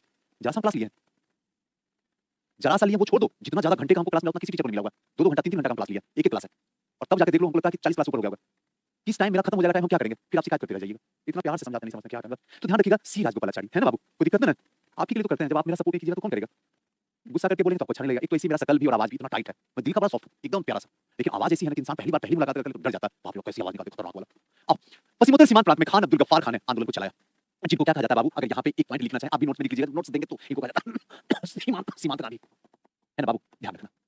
क्लियर, पश्चिम उत्तर सीमा प्रांत जो है, पश्चिम उत्तर का मतलब समझिए, एक मैप थोड़ा सा बना लेता हूं तो मजा आ जाएगा, मैप आता नहीं बनाने के लिए, अब बस इतना ही बनाएंगे, ऊपर वाला में इधर उधर सबको खींच लेते हैं, है कि नहीं, मलेशिया सब ले लेते हैं, इसे इतना ही सब। तो ये वाला पश्चिम का मतलब होता है ये एरिया पश्चिम हुआ सर, और ये एरिया जो हुआ वो क्या हुआ, उत्तर हुआ, तो पश्चिम उत्तर ये वाला पूरा एरिया जो है इस वाले एरिया को कहते हैं। क्लियर है ना, कोई दिक्कत नहीं, ऐसे ज्योग्राफी पढ़ने में तो आपको पता ही होगा, इसको हटा देते हैं। अब्दुल गफ्फार खान के नेतृत्व में खुदाई खिदमतगार, याद रखना, जिसको क्या कहा जाता है लाल कुर्ती, लाल कुर्ती का मतलब सबके सब क्या है, लाल कुर्ती, जैसे भगवा वाला ड्रेस होता है ना, है कि भगवा का कलर होता है, उसी तरीके से खुदाई खिदमतगार जो है ये किनके द्वारा दिया गया था, तो अब्दुल गफ्फार खान क्वेश्चन पूछा हुआ है, इसलिए ध्यान रखिएगा बाबू, कभी ना भूलिएगा, खुदाई खिदमतगार या फिर लाल कुर्ती, जो आप करना चाहें। इसका एक क्या किया था, संगठन बनाए थे, उड़ीसा से गोपाल चंद्र बंधु, ध्यान रखिएगा, उड़ीसा से कौन, गोपाल चंद्र बंधु, ये सब नाम है, याद रखिएगा, कम से कम सीमांत गांधी को तो मत भूलिएगा, पहले मैं बताता हूं। आओ प्रथम गोलमेज सम्मेलन, देखो अब यहाँ मैं खड़े खड़े बता दूं, आयोग अब तक के पूरी इतिहास में क्या क्या क्वेश्चन पूछा, आगे बात जिस टॉपिक से पूछोगे ना उस टॉपिक से खड़ा होकर बता दूंगा, टोटल क्वेश्चन कहां से क्या क्वेश्चन है, टोटल फटाफट बता दूंगा 1 मिनट में, और अब कहां से वो क्वेश्चन पूछेगा वो भी मैं बता दूंगा खड़ा होकर, उसी के इर्द गिर्द रहेगा एग्जैक्टली जो मैं बताऊंगा वो आ जाएगा तो मैं ये चला जाऊंगा, है कि नहीं। अब एक चीज देखो, यहाँ गोलमेज सम्मेलन, यहाँ से क्या क्वेश्चन पूछता है, सबसे पहली बात कि गोलमेज सम्मेलन शुरू कब हुआ, कौन कौन से ईस्वी में कौन कौन से गोलमेज सम्मेलन हुआ, और इसको मैच करने के लिए दिया जाता है, वो कौन सा व्यक्ति था जिसने तीनों गोलमेज सम्मेलन में, पहले रुक जाओ, लिखो नहीं, पहले सुनो, यही दिक्कत है, लिखने लगा तो सुनो सीखो समझो, क्योंकि आपको क्या करना है, क्लिक करना है आयोग में जाकर बैठ के एग्जाम में, एक तो ये। दूसरी बात है कि गांधी जी या गांधी जी या कांग्रेस किस अधिवेशन में मतलब गोलमेज के किस सम्मेलन में भाग लेते उनको याद रखना है। क्लियर, कोई दिक्कत नहीं, कोई समस्या नहीं। द्वितीय गोलमेज सम्मेलन में क्या क्या बातें हुई उनको याद रखना है। सांप्रदायिक पंचायत क्या था उसको याद रखना है। रेमजे मैकडोनाल्ड क्या था उसको याद रखना है। पुणे पैक्ट क्या था उसको याद रखना है। गांधी जी को किस जेल में ले जाकर बंद किया गया था उसको याद रखना है। किस जहाज से वो गए थे गोलमेज सम्मेलन में, द्वितीय गोलमेज सम्मेलन में, उसको याद रखना है। दूसरी बार फिर कब से आंदोलन शुरू किए उसको याद रखना है। बस काम खत्म करना, बाहर निकलना है, ये आंदोलन भी अनसक्सेसफुल हो गया। जाकर देखो, यही क्वेश्चन है, उलट के तो देखो, कहना कि सही बात बोले। अब इसी को सामने मुझे पढ़ा देना। चलिए आगे चले बाबू। नेक्स्ट, अब इसकी शुरुआत 12 नवंबर 1930 से 13 जनवरी 1931 प्रथम गोलमेज सम्मेलन। आज तक मैंने कभी किसी भी एग्जाम में ये नहीं बोला हूं, मैं अक्सर बीपीएससी को पढ़ाता हूं, उससे नीचे किसी को नहीं पढ़ाता हूं। ये तो जिसका प्यार है कि यहाँ के दरोगा को भी पढ़ाएं, ये तो इनका क्या है, बड़ा दुलार है मेरे साथ में। तो एक चीज ध्यान रखना, इस डेट को इस बार याद रखना, इस बार याद रखना, जैसे याद रख सकते हो, क्योंकि संख्या बहुत ज्यादा बाबू। आयोग को पता है ये डेट तो बच्चा फंसेगा ही फंसेगा, पक्का। अगर उसको ज्योग्राफी में क्वेश्चन सेट करना होगा तो वो सीधा पूछ लेगा एक लाइन में कि बिहार में महिलाओं की संख्या कितनी है, परसेंटेज नहीं पूछेगा, संख्या पूछेगा, आराम से बाहर निकल जाएगा, कितना बच्चा तेल लेने चल जाएगा। मैं छूटी बोला, इसे ये डेट आपको याद रखना है। डेट में क्या है, 30-31 सबको याद रहेगा, यहाँ पे समस्या महीने का 12 नवंबर से 13 जनवरी, 30-31 आपको याद हो जाएगा। बस ये चीज 2-3 बार लिखिएगा ना बाबू, अपने आप याद हो जाएगा, इसलिए ये भी इंपॉर्टेंट है। सेंट जेम्स पैलेस में, नाम याद रखिएगा, जो सेंटर है सेंट जेम्स पैलेस में क्या हुआ था, आयोजन किया गया था प्रथम गोलमेज, प्रथम गोलमेज सम्मेलन था, कुछ नहीं था, सम्मेलन है बाबू। और जहाँ पे टेबल जो है ना वो ससुराल वाला टेबल है। हाय भगवान, क्या बोल दिया सुजीत सर, ससुराल वाला, फिर से बोल रहा है, ससुराल में। हम लोग के गांव में क्या होता था ना कि जब टेबल बनाने के बाद तो कहा जाता था बैठो ना, शादी होगा ना, दहेज में मिलेगा वो टेबल, गोल वाला जो होता टेबल, जिसको डाइनिंग टेबल भी कहते हैं हम लोग, उसी तरीके से गोल सर्किल टाइप का होता था, ससुराल में था। हमको याद है, एक बड़ी अच्छी कहानी बताते हैं, हमको बचपन से घड़ी पसंद है। आप देखना इतनी घड़ी है ना कि मैं हर दिन बदल बदल के घड़ी ला सकता हूं, और मेरे पास कुछ नहीं है, सब कुछ लेकिन मैं कुछ नहीं पहनता हूं, चाहे यहाँ की बात करो, यहाँ की बात करो, ब्रेसलेट पर सब है, लेकिन मैं कभी कुछ कभी आज तक नहीं पहना हूं, मुझे बेकार लगता है, लेकिन घड़ी में हर दिन पहन जाता हूं, हर दिन घड़ी। अब एक चीज समझना जो मैं बोलने वाला हूं, ध्यान से समझना। जब घड़ी की बात चलती है ना तो एक होता है ना कि मम्मी को बोलते मम्मी मुझे घड़ी चाहिए, मम्मी बोलती है बेटा तुम हमेशा इसी तरह करता, शादी होगा तो तुम्हें मिलेगा नहीं घड़ी, ऐसे ही अपना पैसा बर्बाद कर देना। मुझे आज भी वाकई याद है, आज भी याद है। और जब मैं वहां गया था तो उनसे पूछे थे कि आपको क्या चाहिए, मैंने एकदम दिल से बताता हूँ, मैं बोला था कि मतलब ससुरी से मैं बात बहुत कम करता हूँ, सास से बात करता हूँ, मतलब मदर इन लॉ से। उनको बोले तो मुझे बस एक घड़ी चाहिए, आज भी मुझे याद है। तो जितने भी वहाँ के आसपास के गांव के लोग थे ना, जितनी भी औरतें जो भी हैं, सब देख के बड़ा अजीब साइज से आंख फाड़ दी, एकदम रियल बताता हूँ, सब देख के अभी कितना निहायत बेवकूफ बच्चा है, इंसान क्या से क्या मांगता है, ये इंसान घड़ी मांगता, और वो भी क्या रिस्ट्रिक्शन नोट में 10 लाख से कम का घड़ी होना चाहिए। एकदम बाय गॉड कहते हैं 10 लाख से कम का होना चाहिए, ताकि मैं आराम से पहुंच, ज्यादा महंगा होगा तो बड़ा चिंता फिक्र होने लगता। दिखने में अच्छा होना चाहिए, डायल वाला, ये बेल्ट वाला होना चाहिए, और वो पीला वाला नहीं चाहिए, शादी वाली वाला, एकदम ऐसा होना चाहिए जिसमें देख के लगे कि हाँ है घड़ी, है ना। कहानी सुनाए ना, अब पढ़ाई सुनाते हैं। चलो, सेंट जेम्स पैलेस में क्या किया गया, इसको आयोजन किया गया, ये क्वेश्चन पूछा हुआ है। इसमें टोटल जो है निवासी सदस्य थे, ध्यान रखिएगा। ब्रिटिश गलत लिखा हुआ, प्रिंट हो गया, ब्रिटिश है ना। इसमें 13 ब्रिटिश थे, यानी अंग्रेज का सकते, ब्रिटिश कहिए या फिर अंग्रेज कहिए बाबू, जो दिल चाहे वो कहिए। और 76 जो थे वो क्या थे, भारतीय थे। क्लियर, याद रहेगा ना। इस सम्मेलन का उद्घाटन जो किए थे वो कौन किए थे, जॉर्ज पंचम, याद रखिएगा, भूलिएगा नहीं ना। सुजीत सर ये वही है क्या तुतुरबा, जॉर्ज पंचम और मैरी, याद है। तीसरा दिल्ली दरबार जो लगा था और इसी ने बोला था एक काम करो, बदल दो, एकदम सही सोचे, सही सोचे, उसके बाद क्या कर दो, विभाजन रद्द कर दो, राजधानी को उठा के क्या कर दो, कोलकाता से उठा के दिल्ली कर दो, याद रह जाएगा। वही जॉर्ज पंचम की अध्यक्षता में और रेमजे मैकडोनाल्ड ने की थी। अब रेमजे मैकडोनाल्ड कौन है, तो वहां का क्या था, ध्यान रखिएगा, प्रधानमंत्री बाबू, प्रधानमंत्री, बस बाबू, कोई समस्या किसी को, आगे बढ़े। नेक्स्ट, वो दिक्कत हो तो वहां पे सामने स्क्रीन पे देख रहा हूं, जो दिक्कत होगा फटाफट पूछते चलिएगा। पहले एडियो,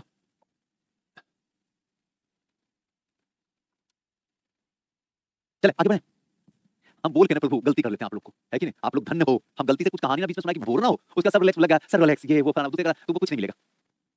हमको लगता है सबसे बड़ा जो है ना बेरोजगार हम ही हैं धरती पे। तुम लोग सब व्यस्त हो, 1 मिनट भी टाइम को बर्बाद करना नहीं चाहती हो, लग जाती हो धुन में एकदम, जो मना किसी को बोल दो। गांधी जी से प्रथम गोलमेज सम्मेलन क्या होता है, असफलता के बाद तेज बहादुर शत्रु नहीं बाबू, शत्रु है के प्रयास से गांधी जी और इरविन के बीच संवाद होता है, जिसे गांधी इरविन समझौता कहा जाता है। अब यहाँ पे एक चीज याद रखिएगा, पहला असफल, दूसरा तेज बहादुर सफरू। याद आया तेज बहादुर सफरू बाबू, थोड़ा बहुत अगर आया तो बता दो मेरे को। हाँ सुजीत सर क्या बात करते हैं, अभी तुरंत तो आप बताए नेहरू रिपोर्ट में तेज बहादुर सफरू और मोतीलाल नेहरू दोनों ने मिलकर नेहरू रिपोर्ट तैयार की थी, नेहरू रिपोर्ट इक्वल टू संविधान, अभी जस्ट तो बताए। और फिर से यही जो तेज बहादुर सफरू है वो गांधी जी को क्या करते हैं, कोशिश करते हैं, इनका कोशिश होता है कि गांधी जी और इरविन के बीच में थोड़ा बहुत संवाद करवा दें, जिससे कि द्वितीय गोलमेज सम्मेलन सक्सेसफुल हो सके। तो ये चीज हमेशा याद रखना। एक फिर से क्वेश्चन बनकर तैयार हो गया, ध्यान रखो, जो क्वेश्चन बनने लगे सबको सेंटर में रखें। क्लियर, आप सुनो नहीं आपको याद हो जाएगा, नोट तो बकवास है, अगर ध्यान से सुनोगे तो चीजें हैं, बकवास मत समझे, नोट्स आपका कोई काम करेगा, ध्यान से सुन लिए ना तो सारा इस भेजे में रख दूंगा, भेजा बहुत बड़ा है हार्ड डिस्क, लेकिन सुनोगे ध्यान से तब नहीं तो फिर नोट्स पढ़ना पड़ेगा, उपाय क्या है। अब गांधी श्रवण अवज्ञा आंदोलन समाप्त करने को तैयार हो गए, और जब तेज प्रताप सफरू जो है इरविन से बात करके गांधी जी के साथ संवाद करवाते हैं, तो आगे चलने के बाद जो है गांधी जी सबने अवज्ञा को समाप्त करने के लिए रेडी हो जाते हैं। जय हिंद जय भारत, मैं तैयार, तो ठीक है भाई, तैयार है तो तैयार है। कांग्रेस इस आधार पर द्वितीय गोलमेज सम्मेलन में भाग लेने के लिए तैयार हो जाती है, जब संवैधानिक सुधार हो, उत्तरदायित्वपूर्ण शासन हो और सुरक्षात्मक व्यवस्था पर आधारित हो, इसके बाद ही हम आगे चल के गोलमेज सम्मेलन में भाग लेंगे, अदरवाइज नहीं लेंगे। कोई दिक्कत, कोई समस्या नहीं ना। Thank you Manisha, thank you बाबू। अब सभी राजनीतिक बंदियों को रिहा किया जिनमें हिंसा का आरोप नहीं लगे थे, सारे के सारे जो भी जिनमें हिंसा का, किसी हिंसा में तो हिंसा में राज्य भी किया, हिंसा में तो ठीक है ना, तो जिनमें किसी भी तरह की हिंसा नहीं, विदेशी और शराब की दुकान पर शांतिपूर्ण धरने का अधिकार दिया गया और नमक बनाने की अनुमति दे दी गई। अगर ये तीनों तुम तैयार हो जाओगे तो यकीन मानो बाबा जो है राजपुताना जहाज से, पानी वाला जहाज तो उसमें सीन नहीं, उड़ने वाला नहीं था, पानी वाला जहाज से कहां जाएंगे, बाबा चले लंदन, है कि नहीं, कहां पे, गांधी कहते हैं गोलमेज सम्मेलन, द्वितीय गोलमेज सम्मेलन में भाग लेने के लिए। चले नेक्स्ट, द्वितीय गोलमेज सम्मेलन 7 सितंबर 1931 और दिसंबर 1931, डेट याद रखो, मैं कुछ नहीं कर सकता हूं, कोई ट्रिक नहीं मेरे पास है बाबू इसका, सिवाय रटने के, 2-4-5 बार रटोगे देखते रह जाओगे, अपने आप याद हो जाएगा। हाँ रत्या, है ना। चलो आगे बढ़े। कुल 31 प्रतिनिधि शामिल हुए, इनमें मदन मोहन मालवीय जी, गांधी जी ने भी क्या किए थे, भाग लिए थे। अच्छा ये करेक्ट कुछ याद आ रहा बाबू, मदन मोहन मालवीय, मदन मोहन मालवीय जी की स्थापना उससे पहले कुछ और याद आ रहा है। लखनऊ अधिवेशन में इकलौता यही थे जिसने लखनऊ अधिवेशन में कांग्रेस और मुस्लिम लीग का जो समझौता हो रहा था, जिसको लखनऊ पैक्ट भी कहा जाता था, उसका इन्होंने विरोध किए थे। याद आया कुछ कुछ? अगर याद आया तो बताओ। याद आ रहा है? चलो आओ। चर्चिल, गांधी जी को देशद्रोही फकीर भी का दर्जा दिया था, है ना? आगे बढ़े। कोई दिक्कत, कोई समस्या?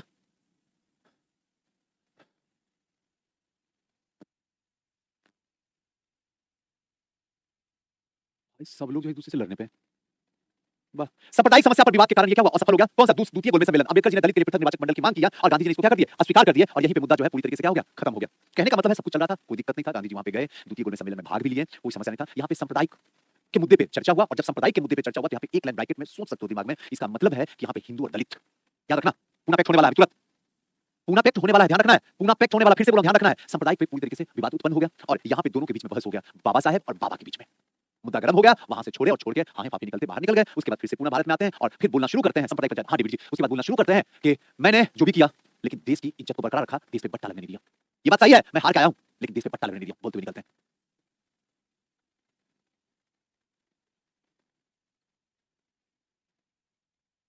चल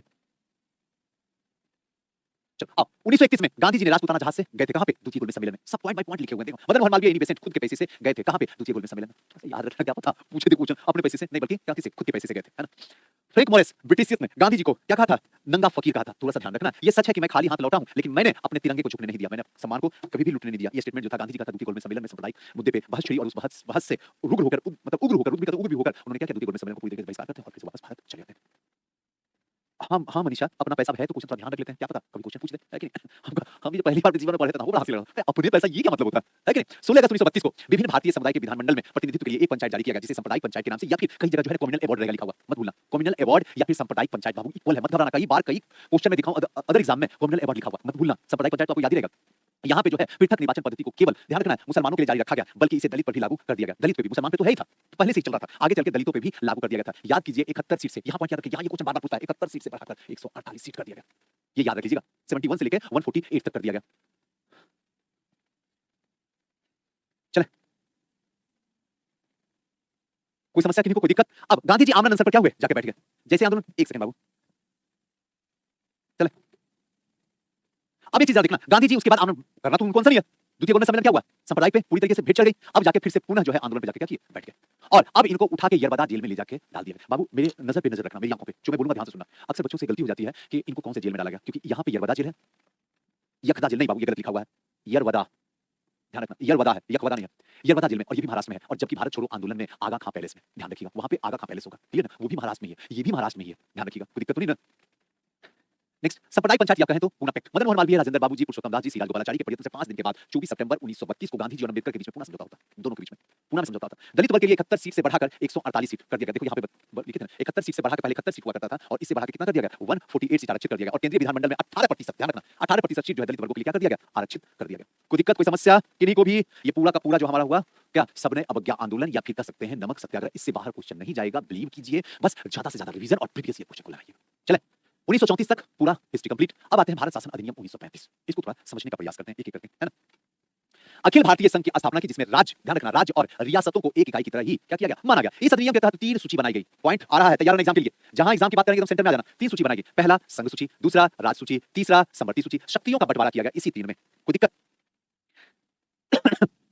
प्रांतों में द्वैध शासन, अगर ये सब देखा जाए रियल में, आपको ये तो आसान है ना, लेकिन रियल में देखा जाए तो इसका जुड़ाव जो है पॉलिटी से है ना? कोई दिक्कत तो नहीं है ना? लेकिन यहां भी ध्यान रखना। क्या हुआ राहुल कुमार रंजन जी? बैजंती कुमारी छोड़ दीजिए, तुम छोड़ दो बैजंती, एडीओ से उम्मीद तुम छोड़ दो। तुम बार-बार हम लोग को डिस्टर्ब करती हो, मुझे डिस्टर्ब करती हो ना, मैं आज तुमको डिस्टर्ब कर रहा हूं। तुम छोड़ दो एग्जाम ही। इसे कोई भी यहां पे आके छुट्टी छोड़ दो तो ध्यान रखना इस बात को। जिसको दिक्कत है वो एग्जाम छोड़ दो, पढ़ाई छोड़ दो। और मैं क्या बोलूं, इंसान पढ़ाने के लिए तैयार है, एग्जाम में डेट नहीं है, समय मुझे मिलेगा नहीं अब यहां पे, और वहां पे बैठ के ड्रामा करने लगे वो। छोड़ दो एग्जाम, जाने दो, ऐसे भी 2-3 साल गुजरा, 2-3 साल और गुजर जाएगा, फिर शादी ब्याह होगा, अपना जाना जहां जाना होगा करुआ के साथ। बोलेंगे तो फिर तकलीफ करेगी, सूजी से कैसे बोलते हैं? इतना प्यार से पढ़ा रहे हैं, नहीं बर्दाश्त होता प्यार वार क्या? पागल आदमी कहीं का। फिर बोलेगी कि सुजीत सर बड़ा गुस्सा करते हैं केजीएस में, यही है जो गुस्सा करते हैं, बाकी सब कितने प्यारे प्यारे टीचर हैं, सुंदर सुंदर टीचर हैं।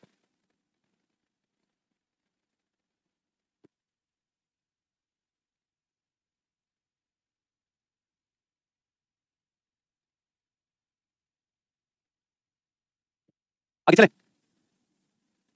अब इसी को थोड़ा सा क्या करना, पूरा का पूरा पॉलिटिक्स से जुड़ा हुआ है ना? मेरी बातों को जिनको भी पता नहीं किसको गुस्सा कर दिया, माफ कर देना मुझे, गुस्सा इसलिए करते हैं डेट नहीं है बाबू, समय नहीं है, डेट आ गया है, तुमसे ज्यादा टेंशन इसके कलेजे के अंदर है, हनुमान जी होते हैं ना चीर के दिखाते, भाई समय कम है, जल्दी जल्दी पढ़ाना, पीछे का भी कुछ टॉपिक छूटा हुआ मेरा है कि नहीं। उसके बाद मैं सोच रहा हूँ कि कुछ मतलब प्रीवियस क्वेश्चन जो है एमसीक्यू दिखा देना, क्लास लेके यहाँ से बताया जाता है, पूरा इंपॉर्टेंट बातें बता दूं जिससे कि हिस्ट्री का कल्याण हो जाए। और यहाँ जो है कल्याण क्या सीधे हमको मारने के चक्कर में लगी रहती है। जिस बिटिया से प्रेम करेंगे वही बिटिया सबसे ज्यादा नफरत हमसे करती है। जितना हम लड़की से प्रेम करते हैं उतना हम किसी से दुनिया में प्यार करते हैं, सही बताते हैं। एक लड़की और दूसरा गाय, यही दो है जिसको सबसे ज्यादा मोहब्बत करते हैं, और यही दोनों हमको मारने के लिए तैयार होती है। उधर से गैया भी जैसी देखेगी गैया ऐसे, अरे भाई इतना मोहब्बत तुमको करता आज तक नहीं, पूरे खानदान में 65 गाय है मेरे पास, आप यकीन नहीं मानोगे, देखे भी वीडियो। मैं आज तक किसी गाय को गलती से चढ़ भी जाता है पैर पे तो इसे नहीं मारते, कभी नहीं। आज तक हम जब जाते थे जितना गैया सब हम पे खुलता हुआ तो समझो मारने के लिए दौड़ता। लड़की में भी वही कहानी है, जितना मोहब्बत करते हैं सबके सब वही आते ही शुरू कर देती है। इससे बढ़िया हम लड़का से प्यार करते वही बढ़िया था। प्रांतों में द्वैत शासन लगा दिया गया है ना, प्रांतों में द्वैत शासन जो 1919 में लगाया गया था, क्या कर दिया, हटा दिया गया। द्वैत शासन का मतलब दोहरा शासन जो था प्रांत में लगा हुआ उसको क्या कर दिया गया, हटा दिया गया। चले, मताधिकार का विस्तार किया गया, 10% जनसंख्या को मत का अधिकार मिल गया। किसके तहत, 1935 के तहत। क्वेश्चन पूछा हुआ है, 2 क्वेश्चन बनकर तैयार हो गया अब तक में। पहला सुजीत सर 3 सूची बनाई गई जिसमें संघ सूची, राज्य सूची और समवर्ती सूची। दूसरा बात ध्यान रखना, 10% जनसंख्या को मत का अधिकार दे दिया गया। किसके तहत, भारत शासन अधिनियम 1935 के तहत। चले आगे बढ़े। आओ, भारत आरबीआई की स्थापना इसी के तहत की गई, ये भी क्वेश्चन पूछा गया है ना। एक बात बताओ, मुझे अच्छा नहीं लगता किसी को गुस्सा, खास कर बेटियों को, बेटा को गुस्सा मुझे दिक्कत होता है। चलो बेटियों को मुझे अच्छा नहीं लगता, यहां से मेरा बड़ा अजीब सा फीलिंग होता है। इसलिए बार-बार एक बात मैं बताता हूं, कौन इंसान नहीं चाहेगा क्लास खत्म कर दे। सवा 11 से शुरू हुआ है, 1 बजने जा रहा है, बोलने में कलेजा दुखता, गला गर्म हो जाता है। यहाँ अगर रोटी मेरा रख दोगी ना, गर्म होकर सीज जाएगा। उस समय से खड़ा है, 1 मिनट भी ऐसे या ऐसे भी नहीं करते हैं। सोचो मेरा क्या हालत होगा। तुम आधा घंटा मेरा क्लास खड़ा होकर बेटियां पढ़ के देख लो, औकात हाथ में आ जाएगा। आधा घंटा ऐसे खड़ा होकर आप पढ़ाते हो, मैं भी खड़ा होकर ऐसे सुनूंगी। जरा खड़ा होकर देखो तो, ट्रेन में 2 मिनट, भाई साहब खस बैठेंगे बस में, भाई साहब कूद जाओ बैठेंगे। सोचो यहाँ इतना देर से खड़े हैं, बताओ कभी गुस्सा ना आएगा मेरे को। हाँ तुम्हारे लिए करते हो, तुम ये ऐसे करती हो, ठीक। अब मत बोलना, छुट्टी मत बोला करो, आई हेट छुट्टी, याद रखना। कुछ भी करने का है, छुट्टी नहीं बोलने का, जिसको जहां जाना जाओ। आओ नेक्स्ट एक क्वेश्चन और बन गया Sujeet sir, Reserve Bank of India इसकी स्थापना भी किसके तहत, भारत शासन अधिनियम 1935 के तहत।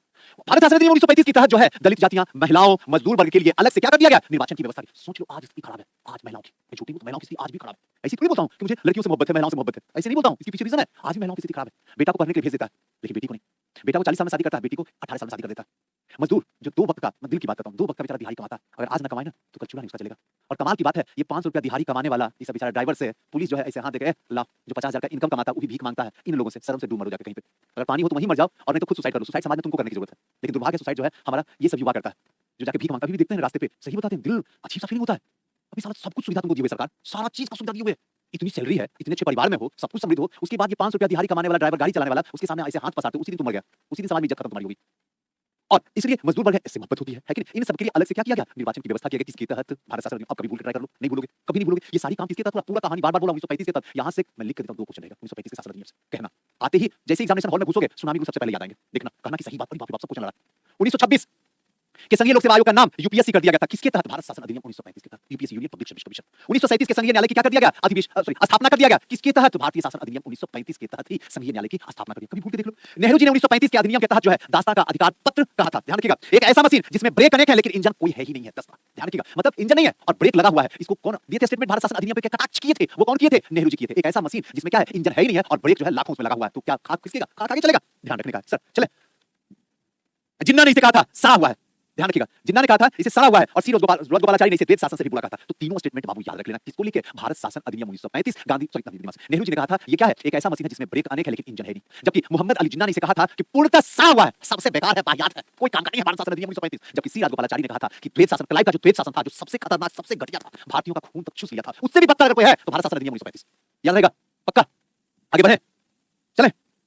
प्रांतीय चुनाव और मंत्रिमंडल का गठन 1937 में। कहा जाता है कि 1935 के अधिनियम के तहत 1937 में क्या हुआ था, पहली बार देश के अंदर जो है गुरुदेव चुनाव हुआ था। कोई दिक्कत किसी को, कोई समस्या। सुजी सर 35 अधिनियम बताया, 36 तो आप गोल कर दिए, 36 में भी कुछ घटनाएं घटी होंगी। हाँ बाबू 36 में घटनाएं घटी, रियलिटी है कि 36 में घटनाएं। 36 में जो आपके काम का चीज है उसको ध्यान रखिएगा। 36 में लखनऊ का अधिवेशन होगा बाबू, और 36 में अगर लखनऊ का अधिवेशन होगा तो पंडित जवाहरलाल, कई बार बोल चुका हूं बाबू, पंडित जवाहरलाल नेहरू जो है अध्यक्षता करेंगे। 1935 1929 1936 1937 तीनों अधिवेशन वो करेंगे, और 36 वाला जो अधिवेशन होगा वो लखनऊ में अधिवेशन होगा, और इसमें समाजवादी की बात की जाएगी। इसमें कहा जाएगा हाँ मैं समाजवादी हूं, मैं समाजवादी का सपोर्ट करता हूं। 36 में इससे ज्यादा कोई ऐसी घटना नहीं है जो आपके काम के लिए।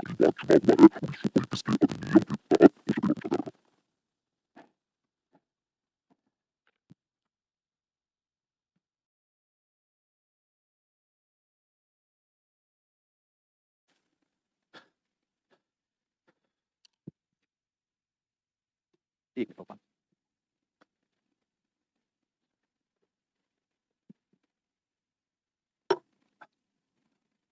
क्लास रुक गया है, रुक जाओ, रुको एक सेकंड।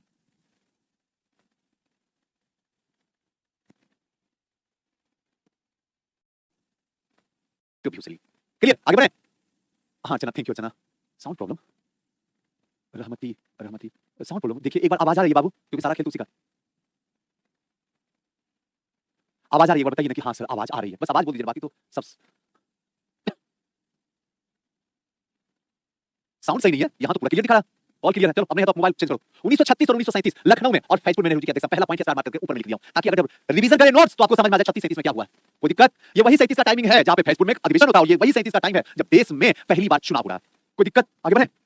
अब देखो कांग्रेस ने 7 प्रांतों में पूर्ण बहुमत मिल जाता है चुनाव के बाद, जिसमें मद्रास संयुक्त प्रांत, जिसमें उत्तर प्रदेश उत्तराखंड वाला, उत्तर प्रदेश उत्तराखंड एक ही था, अलग हो गया। मध्य प्रांत वाला बिहार और उड़ीसा वाला होता है। कांग्रेस बंबई असम और उत्तर पश्चिमी सीमा प्रांत में सबसे बड़ा दल बनकर उभरता है। बंगाल पंजाब और सिंध में बहुमत से वंचित रह जाता है, और ये वही क्षेत्र है जहां पे क्या है, मुस्लिम बहुल क्षेत्र है। ध्यान रखिएगा मुस्लिम, यहाँ पे एक चीज ध्यान रखिएगा, जो बातें बता रहा हूं बाबू, यहाँ पे क्योंकि अब यहाँ पे पूरा हिंदू मुस्लिम वाला खेल चलेगा, तो आपको हिंदू मुस्लिम से नहीं कुछ भी कोट करना है ना। उस टाइम का कहानी है, उस टाइम को कहानी उसी टाइम के अकॉर्डिंग समझना है, अभी प्रेजेंट में नहीं समझना। मैं पहले बता देता हूँ, बाद में आप कुछ भी हिंदू मुस्लिम लेके मेरे को करोगे तो फिर दिक्कत है। मैं हर क्लास में पिछले 9 साल से ही बोलता हूँ कि धर्म को लेके, जात को लेके कभी कोई बहस है तो मेरे को वहां से साइड रखना, मेरे को एकदम भगा देना, ठेल के बाहर निकाल देना, क्योंकि मैं वहां कभी खड़ा रह नहीं सकता हूँ जिंदगी में। आओ नेक्स्ट, तो ध्यान रखना, बंगाल वाला इलाका, पंजाब वाला इलाका और सिंध वाला इलाका पूरा मुस्लिम बहुल क्षेत्र है। जहाँ पे मुस्लिम बहुल क्षेत्र होगा तो क्या मुस्लिम वाला क्या हिंदू को दे देगा वोट क्या, और हिंदू वाला क्या कभी मुस्लिम को दे देगा वोट? दिमाग खराब हो गया क्या तुम्हारा? कभी नहीं होगा, क्योंकि कर्जन ने ये विभाजन करके गया था 1905 में, जिसकी आज जो है आज भी 2025 में भी लग रही है। ध्यान रखना, कांग्रेस ने 6 प्रांतों में सरकार को क्या कर लिया, गठित कर लिया। चले ऐसे है 7, जो 7वां बंबई वाला है उसमें पूर्ण बहुमत नहीं आया था, एक मोटा मोटी देखा जाए तो 7 प्रांत। सर बिंदी जी, सर आपसे बात कैसे होगा? बात तो हुई रही है बिंदी जी, और क्या बात करना है कि इतना पिछले इतना देर से तो पढ़ाई हो, क्या बात करोगे? है कि नहीं? हमसे बात नहीं झेल पाओगे, हमको बहुत खतरनाक आदमी है कि नहीं? 1 मिनट रुको, बस 1 मिनट, है ना, बस यूं गया यूं है, आप भी थोड़ा सा फ्री हो जाओ।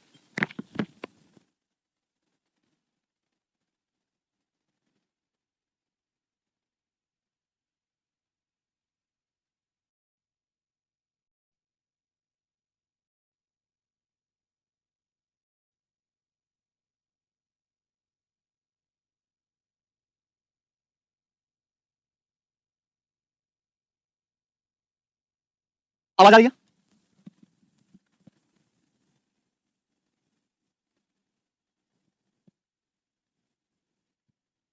एक बार बोल दीजिए ना।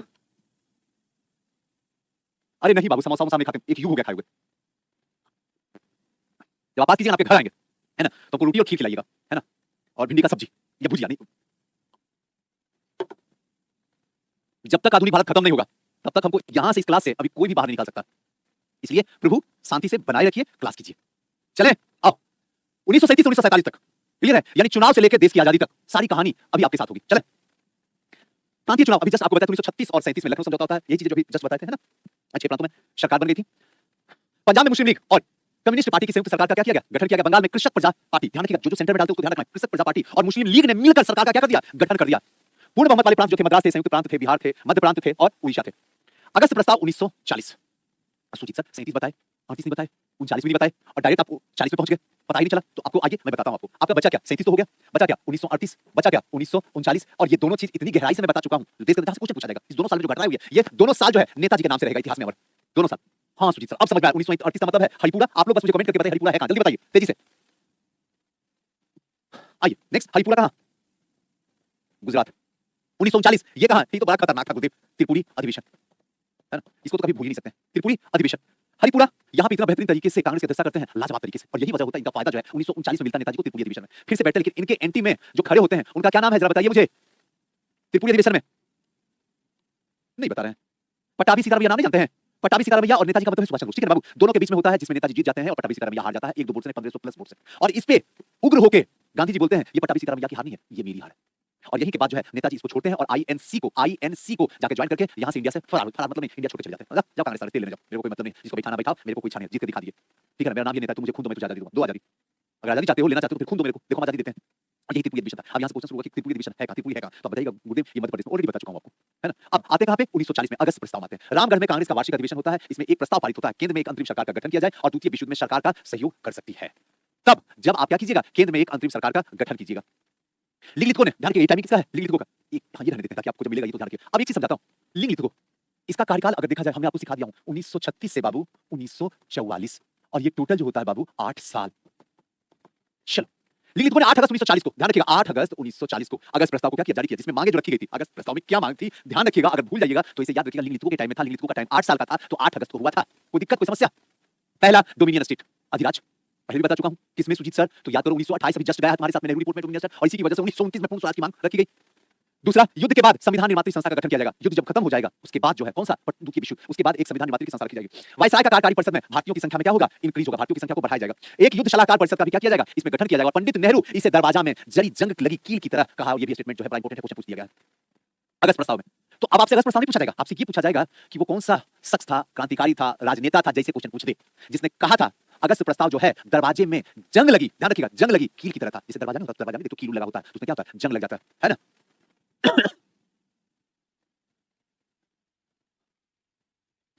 अरे भाई क्या बोल ज्यादा कहां भी पढ़ाएं, कुछ तो नहीं पढ़ाएं, हाँ इसको ज्यादा पढ़ाई करते हैं।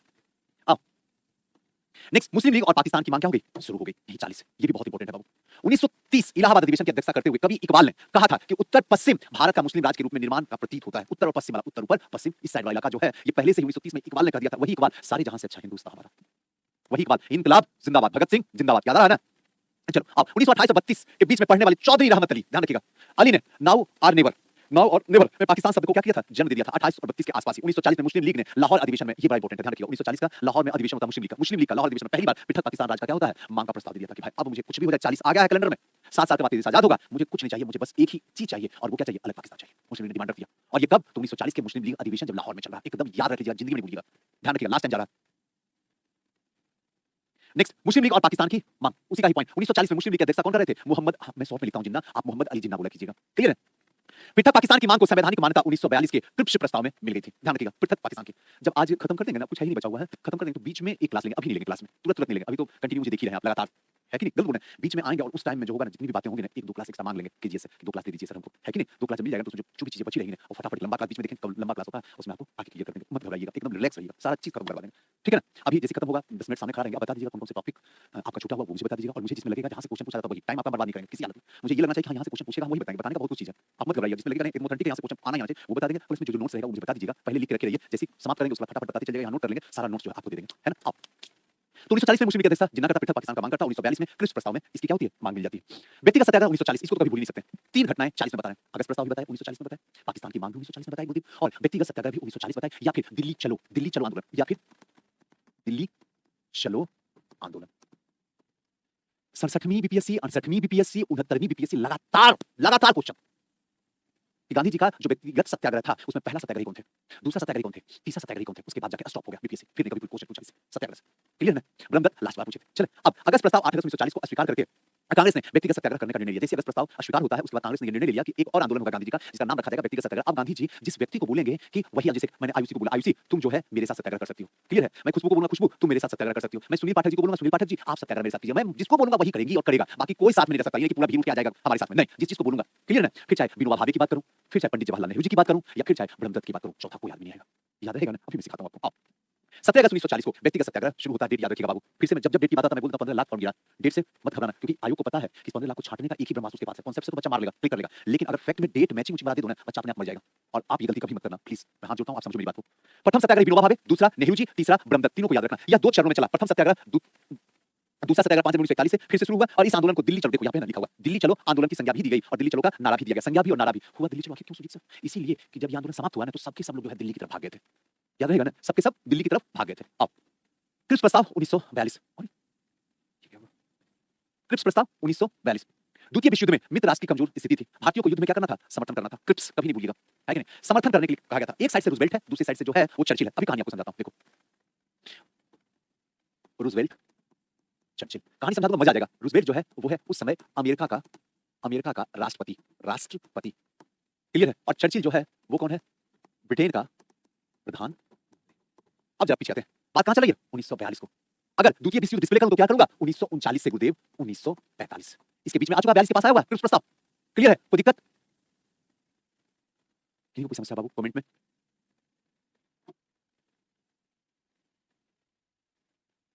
अब युद्ध के बाद भारत को डोमिनियन स्टेट का दर्जा दिया जाएगा तथा राष्ट्रमंडल से अलग होने की स्वतंत्रता दी जाएगी। बाकी राष्ट्रमंडल समझ में आता है, अभी भी कई ऐसे कंट्री हैं, फॉर एग्जांपल जापान जो है उनका कनेक्शन जो है, ध्यान रखिएगा, या ऑस्ट्रेलिया, उन सबका कनेक्शन जो है ब्रिटेन से जुड़ा हुआ, जो ऊपरी बीच रहा है ब्रिटेन का, बस हल्का सा शब्दों में समझ लो, क्लियर समझ में। अब इसमें ये कहा गया है कि इसको क्या किया जाएगा, भारत को डोमिनियन स्टेट का दर्जा दे दिया जाएगा और राष्ट्रमंडल से पूरी तरीके से ब्रिटेन से इसको क्या कर दिया जाएगा, अलग कर दिया जाएगा। लेकिन शर्त इतनी सी है कि ध्यान से सुनना, द्वितीय विश्व युद्ध में जो है आपको क्या करना होगा, भाग लेना होगा, बस इतनी सी बात आपको ध्यान रखना। पागल समझ रखा है, लिखित लिख के दो, क्योंकि पहला में हमने तुम्हारा सपोर्ट किया था। गांधी जी ने भारतीयों को बोला था जाके क्या करो, प्रथम विश्व युद्ध में अंग्रेज का साथ दो, थोड़ा बहुत अंग्रेज का दिल पसीज जाएगा, पिघलेगा, थोड़ा हमें कम सताएंगे, लेकिन तुमने सार्जेंट की उपाधि देने के बाद भी आगे चल के तुमने जो सितम आया है वो देखने वाली बात थी ना, दलील ना अपील ना सुनवाई, ताबड़तोड़ इंसाफ तुमने किया था, मुझे आज भी याद है कि नहीं? अब वही चीजें यहां भी सता रही थी। युद्ध के बाद एक संविधान निर्मात्री परिषद बनेगी जिसमें ब्रिटेन, भारत और देसी रियासतों के प्रतिनिधि शामिल होंगे। साथ-साथ में नवीन संविधान को स्वीकृति और अस्वीकृति करने की स्वतंत्रता प्रांतों की होगी। साथ-साथ में रक्षा मंत्रालय ब्रिटिश सरकार के पास ही रहेगा। रक्षा वाला पार्ट जो है, ये पॉइंट याद रखना बाबू, रक्षा वाला पार्ट जो होगा वो किसके पास में होगा, तो ध्यान रखना वो अंग्रेज के पास में ही होगा। चले नहीं बाबू, एग्जाम के बाद नहीं रहेगा वीडियो, बेजंती बोलिए ना, नहीं बाबू, एग्जाम के बाद मोस्ट प्रॉब्ली नहीं रहता वीडियो, कहीं भी नहीं रहता। चले प्रतिक्रिया क्या आई, कांग्रेस और मुस्लिम लीग के द्वारा इसे क्या कर दिया गया, अस्वीकार कर दिया गया। ना कांग्रेस सपोर्ट किया ना मुस्लिम लीग सपोर्ट किया। 11 अप्रैल 1942 को कृष्ण प्रस्ताव वापस ले लिया गया। महात्मा गांधी इसे, ये इंपॉर्टेंट है बाबू, ये क्वेश्चन कई बार पूछा, यहां से ध्यान रखना, VBI महात्मा गांधी से क्या कहे, पोस्ट डेटेड चेक, है ना, जिसको कहते हैं ना बाउंस चेक हो चुका है, जब बस का नाम का है। हां सही बोल दिया, वेरी गुड बाबू। नेहरू जी ने कहा था उनके पुराने मित्र जिन्ना शैतान के वकील बनकर आए हैं। नेहरू जी ने कहा था उनके पुराने मित्र जो जिन्ना है वो शैतान के वकील बनकर आए थे और प्रांतीय आधार पर देश के विभाजन की मांग पूरी मानी गई और इसीलिए मुस्लिम लीग ने क्या की, इसकी आलोचना करना शुरू कर दी। लास्ट और नेक्स्ट जो है 1942 भारत छोड़ो आंदोलन। इसमें होता क्या है जरा समझना, ये 1942 की कहानी चल रही है, ये अंतिम है, मुझे पता नहीं है कि मैं जीतूंगा या हारूंगा। गांधी जी बोलते हैं एक आंदोलन और करने दे दो, वो बाबा बस माफ करो, अब नहीं, अब इतना सितम नहीं कर सकते हम। अरे भाई 1920 में तुम हार गए हो, 1930 में सबने आंदोलन हार गए हो, 1940 में व्यक्तिगत सत्याग्रह हार चुके हो तुम, अब मेरा दिमाग खराब हो गया क्या फिर से मैं करूं, बोला एक अधिवेशन करने दो और ये कहानी चली, बड़ा अधिवेशन, ध्यान से सुनना, बड़ा अधिवेशन, सारी पॉइंट यही खेल खेल देता हूं, ध्यान से समझ लेना। अब नहीं, अब माफ करो प्रभु, गांधी जी माफ करो, अबे माफ करो, एक मुट्ठी बालू उठाएंगे और उसे कांग्रेस से पार्टी खड़ा कर देंगे, सबके सब बहुत चक्के, अभी बाप रे बाप, इस बूहे के अंदर जवानी वाला जोश कब से आ गया। ये पॉइंट तो ये, दूसरा पॉइंट, दूसरी साइड से लोग जो खड़े थे, आखिर मेरे पास ऑप्शन तो नहीं है, करूं क्या, कोई ऑप्शन है? अगर इस समय मान लो कि कल ही मोदी जी मर जाते हैं, फॉर एग्जांपल, ऐसे होगा नहीं ऐसा, मान लो मर जाते हैं, तो आपको क्या लगता है कि कोई और ऑप्शन है बीजेपी वाले के पास जो आगे चेहरा कर सकते हैं? अभी हर जगह चेहरा किसका होता है, मोदी जी का होता है, बाकी किसी का चेहरा नहीं होता, काम कोई करे नाम मोदी जी, है कि नहीं? मैं बुराई किसी का नहीं करता हूं, मुझे ना किसी को सपोर्ट करने में शौक है, बस जो सच है वो बस समझ लो। अब यहां भी वही कहानी है, यहां पे बाबा सिवा को चेहरा ही नहीं है और सबसे कमाल की बात है कि अंग्रेजों को डर अगर किसी से लग रहा है तो सिर्फ और सिर्फ बाबा से लग रहा है, उसके सिवा किसी से डर भी नहीं लगता है। और यहां भी विरोधी को अगर डर सता रहा तो सिर्फ मोदी जी, सुबह शाम विरोधी, मोदी जी मोदी जी मोदी जी, जो भी गाली वाला जो भी मोदी जी, सुबह उठते रहता विरोधी को, दिन भर ब्लड में मोदी जी दौड़ते रहते हैं, देखो कि जब है बार करना मोदी जी पे बार करो, कुछ करो मोदी जी बार, है कि नहीं? अब मोदी जी भी पकड़ लिया, रुक बेटा तू मेरे को बार करेगा, हम तुम्हारे दादा पे बार करते हैं, नेहरू जी नेहरू जी नेहरू जी, बस काम खत्म करो, यही थी हमारा राजनीति चल रहा है इसके अंदर, और फिर भी कहते हैं गर्व से विश्व गुरु बनने वाले। कमाल की बात। चल अब वही चीज यहां भी है, जैसे ही वर्धा अधिवेशन कहां पे, ध्यान रखना, महाराष्ट्र, बंबई, कई बार क्वेश्चन पूछा हुआ, ध्यान रखना, वर्धा अधिवेशन में गुस्सा होते हैं, जैसे बालू उठाते हैं उसके बाद ही एक ही लाइन में बोलते हैं कांग्रेस से बड़ा पार्टी खड़ा करके रखेंगे और इसी वर्धा अधिवेशन में भारत छोड़ो आंदोलन के प्रस्ताव को पारित करवाया जाता है अंतिम। अब यहां पे स्टेटमेंट, साइड में बैठे हुए नेहरू जी मायूस की तरह खड़े, है भगवान अब तो खुदा ही जाने, हम दो धारी तलवार से लड़ रहे हैं, है कि नहीं? अगर किसी को लगेगा तो उसका सर, जो गलती से अपने को लग गया तो अपना सर साफ हो जाएगा। इतना बड़ा रिस्क देश खेल रहा है इस समय 1942 में कि 1857 की क्रांति से भी बड़ी रिस्क हो रही है। अगर जीत गए तो देश आजाद, ध्यान रखना, अगर जीत गए तो देश आजाद और अगर हार गए तो देश 200 साल तक गुलाम। सोचो कितना बड़ा रिस्क खेला जा रहा है, उसके बाद पारित करवा दिया जाता है। क्लियर है? अब यहाँ पे क्वेश्चन पूछ के उसके बाद समझाना शुरू करता हूं। मेरे को ये बताओ कि भारत छोड़ो आंदोलन का नारा किसने दिया था? और गलती से महात्मा गांधी किसी ने लिखा तो स्क्रीन से बाहर खींचूंगा मैं उसको, ध्यान रखना। क्लियर है? महात्मा गांधी की जब बात आएगी तो करो या मरो। ऑपरेशन जीरो आवर आपको पता है कि 8 अगस्त को, ध्यान रखना 8 अगस्त 1942 को, ध्यान रखना 8 अगस्त 1942 को रात 12 बजे जितने भी लोग थे उन सबको क्या किया गया, घर से अगवा करवा लिया गया। जो जहां थे नेतृत्व करने वाले सबको उठा दिया गया। चले संजीत जी आए, जो मनाएगा वो। अरे पूजा है भगवान, आई विश मोदी जी मेरे, मजाक कर रहे हैं भाई, मेरे बोलने से क्या होगा? बाप रे बाप, हे प्रभु, आंख खोलो पूजा।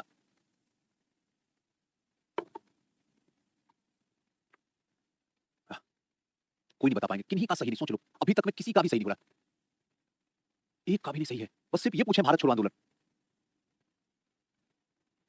रहने दो प्रभु रहने दो, आओ यहाँ पे, हो गया समझ गए। चल अब 14 जुलाई 1942 को वर्धा, वर्धा कहां पे है तो ध्यान रखना, लिख देते हैं महाराष्ट्र बाबू। चले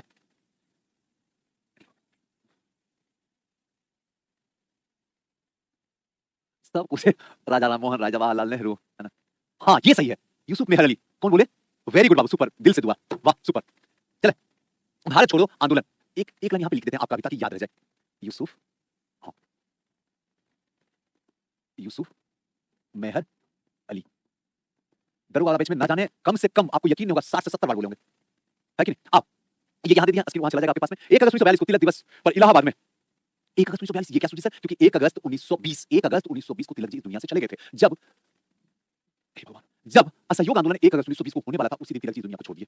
चले तो याद रखिएगा 1 अगस्त 1942 तिलक दिवस के रूप में इलाहाबाद में नेहरू जी से कहा कि हम आग से खेलने जा रहे हैं, ये दो धारी का मतलब दो धारी, है ना? दो धारी तलवार से खेलने जा रहे हैं। इस आंदोलन को अगस्त क्रांति के नाम से भी जाना जाता है, आपको अच्छे से पता है। इस अधिवेशन का प्रस्ताव को स्वीकृत नहीं किया गया था, तो देश के बालू से कांग्रेस से बड़ा आंदोलन खड़ा कर देने के लिए गांधी जी ने क्या किया था? ये सारी लाइनें स्टार्टिंग में समझा दी हूं, टोटल वही चीज लिखी हुई है।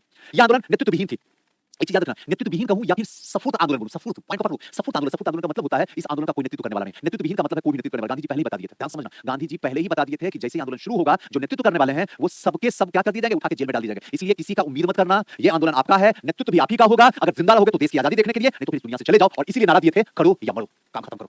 और यही नारा मैं आज तुमको देता हूं, या तो सिलेक्शन ले लो या किताब का अंतिम पन्ना जो है आज के बाद सदा के लिए बंद कर दो।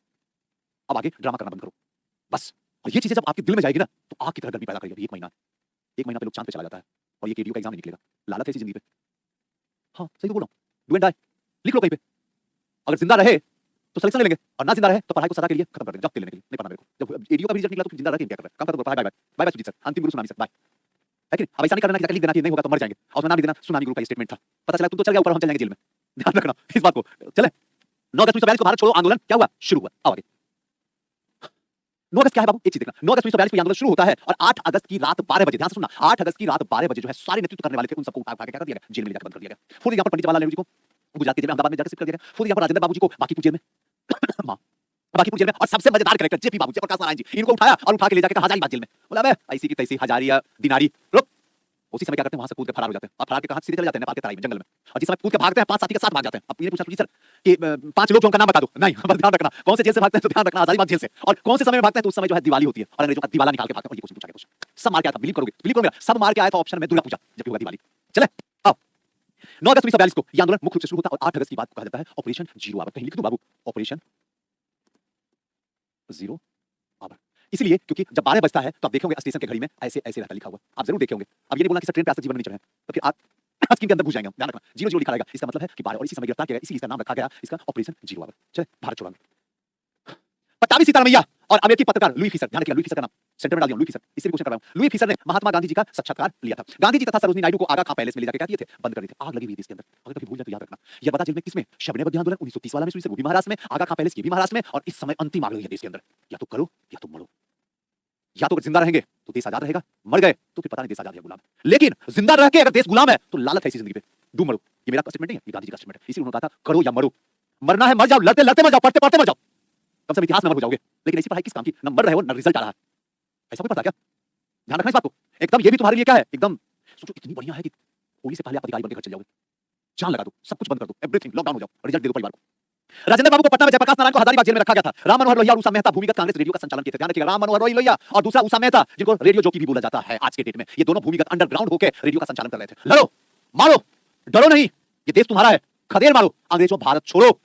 अगर जिंदा हो तो अपना जिंदा दिली दिखाओ, अंग्रेजों को मारो, एक एक करके मारो, मरो लेकिन मारो, किसी भी हालत में डरो नहीं। ये सब क्या हुआ, उकसा रहे हैं सुसाइड के। अरे सिद्धार्थ जी भगवान, यहाँ कहानी चल रही है, आपको लगता है सब समझ कैसे लेते हैं बेवकूफों की तरह, इतना बड़ा बेवकूफ हम तो पहली बार देखे। ऐसा भी है लेकिन आराम से बैठ के दाल भात खाते रहो जिंदगी भर, वही 5 बाई 6 के कमरा में, अगर ना उकसाए ना तो 5 बाई 6 के कमरे में बैठ के दाल भात खाते रहो, और इस बेरोजगारी में मां बाप को भी चीर के खाते रहो, जितना पैसा मांग सकते हो महीना में, मांगने में शर्म नहीं लगता है? जब महीना खत्म होता तो कितना गंदा लगता है, कभी सोचे हो?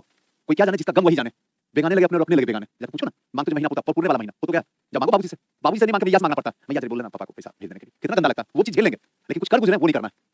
चलो, और ऐसे जिंदा भी हो तो क्या सोसाइटी के बराबर है, जब कुछ कर नहीं रहो तो वही कहानी है, करो, दुनिया कर रही कहां से कहां पहुंच गई, तुम अभी वही खेलो। तो याद रखना ये दोनों जो है वो क्या है, रेडियो जॉकी।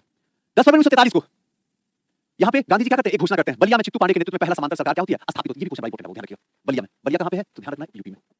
जिस तरह 1857 की क्रांति में सिपाही विद्रोह था, उसी तरह 1942 में का आंदोलन जो है चुना मजदूर है ना, छात्र का क्या था विरोध था। 7 मार्च को पूना पैलेस त्याग दिया गया और खराब स्वास्थ्य के कारण 6 मई को क्या कर दिया गया, इनको रिहा कर दिया गया था। गांधी भारत छोड़ो आंदोलन में मुस्लिम लीग के कुछ सदस्य भूमिगत नेताओं को अपने घर में क्या कर दी थी, बना दिए थे। क्लियर है, मुस्लिम लीग के मुस्लिम लीग के द्वारा इस आंदोलन का विरोध था। मुस्लिम लीग जो है इस आंदोलन का विरोध कर रहा है, अली जिन्ना कहीं का, जीतने तो दे, क्या आगे बढ़े, किसी भी हालत में क्या करो, जीतने तो दो, क्योंकि उनका यह मानना था कि यहां से जाने के बाद यहां जंगल राज आ जाएगा। किनका, अली जिन्ना का। सोचो ये गदर बात, एक तो पहले जंगल राज में हम जिंदगी जी रहे हैं और अंग्रेज चल जाएंगे तो जंगल राज हो जाएगा, तब तो देश आजाद हो जाएगा। देश आजाद नहीं होगा, सबसे बड़ी समस्या जितने भी मुस्लिम लीग के नेता हैं उन सबकी हालत खराब होने वाली है। इसीलिए ये किसी भी हालत में ये नहीं चाहेंगे किसी भी हालत में कि क्या हो, ये विरोध मतलब सपोर्ट करना चाहें, समर्थन करना चाहें, नहीं चाहेंगे, हमेशा विरोध करेंगे। किसको, 1942 भारत छोड़ो आंदोलन। 23 मार्च 1943 को मुस्लिम लीग पाकिस्तान दिवस मनाने का आह्वान करता। अब ये याद रखिएगा, 23 मार्च 1943 पाकिस्तान दिवस मनाने की क्या करता, आह्वान करता। मुस्लिम लीग ने कराची अधिवेशन में विभाजन करो और छोड़ो, पाकिस्तान कायम करो मानने का आह्वान करता। किसमें, मुस्लिम कराची के अधिवेशन में, विभाजन करो और छोड़ दो। ये क्या कहता है कि आगे अंग्रेजी कुछ मत करो, बस विभाजन कर दो, मेरे को छोड़ दो, बस अलग कर दो, एकदम जिन्ना जिन की तरह से किया गया है। उसको बस एक ही चीज चाहिए, किसी भी हालत में मुझे क्या करो, बांट दो। आप देखोगे गाँव में देखोगे बाबू, कई बार कई ऐसे भाई ऐसे होते हैं, चाचा आप लोग परिवार में अगर जॉइंट परिवार में होंगे तो देखेंगे चाचा है या बाबूजी, दो में एक का कैरेक्टर, बाप को बाप की तरह इंसान की तरह देखो तब तुमको दिखेगा। दोनों में कोई ना कोई ऐसा होगा एकदम जिद बांध लेगा, नहीं मुझे बंटवारा चाहिए चाहिए। लोग बोलते हैं बाबूजी बोलते हैं, अब बस सालू 5 मिनट और बाबू। कई बार बाबूजी भी परिवार के लोग अन्य सदस्य बोलते हैं प्लीज बंटवारा भी मत, कभी छोटी बहन को शादी हो जाने दो बाबू, उसके बाद बंटवारा करते हैं। कई बार ये भी समझाते हैं बाबू बंटवारा नहीं करो, बंटवारा करोगे कमजोर हो जाओगे, जमाना जो इज्जत दे रहा है वो इज्जत खत्म कर देगा। बंटवारा इतनी गंदी चीज है ना, थोड़ा देर के लिए मालिक तो जरूर बन जाओगे लेकिन सब कुछ बट जाएगा, सब आधा आधा हो जाएगा। और एकता में बल है, अकेले में नहीं। लेकिन लोग समझते कहां है कि नहीं, पत्नी का दिमाग दिया होता है, दिमाग पूरा गोबर की तरह होता है, उनको अलग चाहिए, अलग रह के खुशी मनाएंगे, रहो भाई अलग। और फिर बात जो बूढ़े माँ बाप इनको कौन रखेगा बेटी। मुस्लिम लीग ने कांचे अधिवेशन में क्या कहा, विभाजन करो और छोड़ दो। कांग्रेस और मुस्लिम लीग के मध्य गहन समझौता होता है। कांग्रेस और मुस्लिम लीग के भाई अभी चुप रह जीना, एक शब्द आवाज निकाल, पहले देश आजाद होने दे। तुझे जो चाहिए जो प्राण चाहिए जिधर तू रहना चाहता तू रह, तुझे बंटवारा चाहिए मैं दूंगा यकीन मान, लेकिन 1 मिनट के लिए पहले देश आजाद होने दे। 1757 से जो बेड़ियां बांधी गई है, खास करके 1764 के बाद कन्फर्म, ये पहली बार है जो बेड़ियां खुलने वाली है। पहले बेड़ियां तो खोल लेने दे, उसके बाद अलग घर का निर्माण करना। मुस्लिम लीग भारत की स्वतंत्रता की मांग करे और कांग्रेस के साथ अस्थायी सरकार के गठन में क्या करे, सहयोग करे। द्वितीय विश्व युद्ध के बाद भारत के मुस्लिम बहुल उत्तर पश्चिम और उत्तर पूर्वी भाग सीमा को निर्धारण करने हेतु एक कमीशन का गठन किया जाता है। वैश्य मताधिकार प्रणाली के आधार पर क्षेत्रों में मतगणना करने के बाद भारत से अलग होने के संबंध में क्या किया जाता है, निर्णय लिया जाता है। ये सारी की सारी बातें जो है उसी राजगोपालाचारी फॉर्मूला है। याद रखिएगा, कई बार आपसे क्वेश्चन पूछ दिया जाता है सी राजगोपालाचारी फॉर्मूला है क्या, तो आप बता दीजिएगा इसमें क्या कांग्रेस और मुस्लिम लीग के बीच में समझौता होता है। और इस समझौता के तहत ये कहा जाता है कि सबसे पहले जो है भारत की स्वतंत्रता की मांग करो जिन्ना प्लीज, और कांग्रेस की अस्थायी सरकार में एक बार सपोर्ट करो। उसके बाद जब समाप्त हो जाएगा तो फिर जो वाला इलाका तुमको चाहिए, चाहे तुमको मुस्लिम बहुल वाला इलाका चाहिए, उत्तर पश्चिम वाला इलाका चाहिए, पूर्वी भाग वाला इलाका चाहिए, आपको सब दे दिया जाएगा, कमीशन का गठन कर दिया जाएगा। जो इलाका बोलेगा तू कर दे, लेकिन पहले आजाद होने दे देश को। जब तक देश आजाद नहीं हो रहा तब तक मुंह बंद करके रख, सपोर्ट कर, वरना स्थिति सब बिगड़ जाएगा। क्लियर है। वैश्य मताधिकार का जो प्रणाली के आधार पर किया जाए क्षेत्र में मतगणना करने के लिए, ये सब संबंध का निर्णय इसमें लिया जाएगा। किसमें, सी राजगोपालाचारी। सी का मतलब चक्रवर्ती राजगोपालाचारी फॉर्मूला। कोई दिक्कत। देश के विभाजन की स्थिति में चाहे रक्षा की बात हो, यातायात की बात हो, संचार का बात हो, आदि पर आपसी सहमति की आवश्यकता की और व्यवस्था की जाए। गांधी जी इस फॉर्मूला के जानने के कारण इन्होंने जिन्ना के कायदे को आजम कहकर इसे संबोधित किया था। ध्यान रखना, गांधी जी ने इस फॉर्मूला के जानने के कारण, है ना, इन जिन्ना को क्या कहा, कायदे आजम। ध्यान रखिएगा, कायदे आजम कहा किसको, सी राजगोपालाचारी फॉर्मूला को। चलो, बेबेल योजना, अब एक चीज ध्यान रखना इसको शिमला समझौता भी कहा जाता है, ब्रेक डाउन योजना भी कहा जाता है। लिख दूं ताकि ध्यान रहे, शिमला समझौता ब्रेक डाउन भी कहा जाता है, ब्रेक डाउन योजना। योजना याद रखना बाबू। जिन्ना पाकिस्तान की मांग के अड़ा रहा और इस फॉर्मूला को क्या कर दिया, अस्वीकार कर दिया। बेबेल योजना में रियल में था क्या, अगर देखा जाए तो मुख्य रूप से देखा जाए तो ये योजना भारत के विभाजन की मांग से पहले कांग्रेसी नेता जो थे वो पाकिस्तान की मांग का समर्थन किया, विभाजन की मांग से। आगे चलने के बाद भारत छोड़ो आंदोलन के दौरान जो भी गिरफ्तार हुए कांग्रेसी कारको, इनमें जितने भी समिति सदस्य उन सबको क्या किया जाए, रिहा किया जाए। और केंद्र के अंदर जो है कार्यकारी परिषद का क्या किया जाए, गठन हो, जिसमें वायसराय तथा कमांडर चीफ जो है, इसके अलावा सभी सदस्य, वायसराय कमांडर चीफ के अलावा सभी सदस्य जो वहां पे हो, सबके सब भारतीय हो। इसी बेबेल योजना के तहत कहा गया था। इसमें बेबेल योजना में आपको ध्यान रखना बाबू एक चीज जरूर कि सुजीत सर 1945 का टाइम आ गया है, यहाँ लिंग नीति को हटा दिया गया, लिंग नीति को हटा दिया गया और लिंग नीति को ध्यान से हल्का सा, थोड़ा सा, बस हल्का सा लिंग नीति को हटा दिया गया, हटा के बेबेल को भेजा गया भारत और बोला कि किसी भी हालत में क्या करो, बंटवारा को रोकने की कोशिश करो, चाहे जो कीमत चुकाना पड़े। लेकिन यहाँ तो जिन पे अड़ा हुआ है, चाहे कुछ भी कर लीजिए, जो करना है कर लीजिए, लेकिन हम किसी भी हालत में मांग को तो हम रखेंगे ही रखेंगे, हमको पाकिस्तान चाहिए ही चाहिए। विदेशी विभाग भारत के हस्तांतरित कर दिया गया। मुसलमानों को एक ऐसी विरोधी शक्ति घोषित कर सकता था। संवैधानिक प्रस्ताव के अनुसार कार्यकारी परिषद में स्वर्ण हिंदुओं और मुसलमानों की संख्या बराबर होगी। बताओ, हिंदू और मुस्लिम की संख्या को क्या किया गया, कार्यकारी परिषद में बराबर कर दिया गया। गवर्नर जनरल वीटो का प्रयोग नहीं करेगा। आगे चल के शिमला में बुलाए गए नेताओं को शीघ्र क्या कर दिया जाए, रिहा कर दिया जाएगा। और कार्यकारी परिषद के अध्यक्ष जो होंगे वो कौन, चक्रवर्ती राजगोपालाचारी थे। ये सारी की सारी योजना जो है बेबेल का ऐसे ही पड़ा का धड़ा रह गया, काम खत्म, चला गया। आगे चल के आजाद हिंद फौज, थोड़ा सा आजाद हिंद फौज को देख लेते हैं, है कि नहीं। ये वाला पार्ट जो है हमने आपको छोड़ दिया था, आजाद हिंद फौज। इसके साथ 1942 को रास बिहारी घोष। अब एक चीज समझना, बस लास्ट है, देख लेते हैं कितना है, हो गया 3 पेज और। तो इस कहां क्लास है बताइए, यहाँ पे तो क्या करें, फिर एक क्लास, तो फिर अगली क्लास में तो टाइम मिलेगा नहीं, आजाद हिंद कितना रहेगा, 2 क्लास है, फिर अगली क्लास में अगर यहाँ पे 2 क्लास है ना, इसी बैच में क्लास,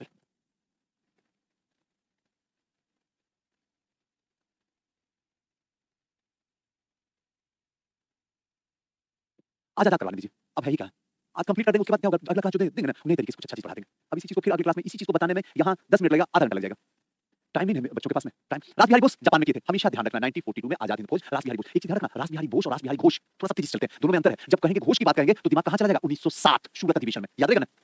सुभाष चंद्र बोस कलकत्ता में नजरबंद कर दिए गए, क्यों, क्योंकि 1939 में, ध्यान रखना, 1939 त्रिपुरी अधिवेशन होता है, उसके बाद उनको उठा के कोलकाता में क्या कर दिया था, नजरबंद कर दिया था, उनके देखरेख में कर दिया जाता है।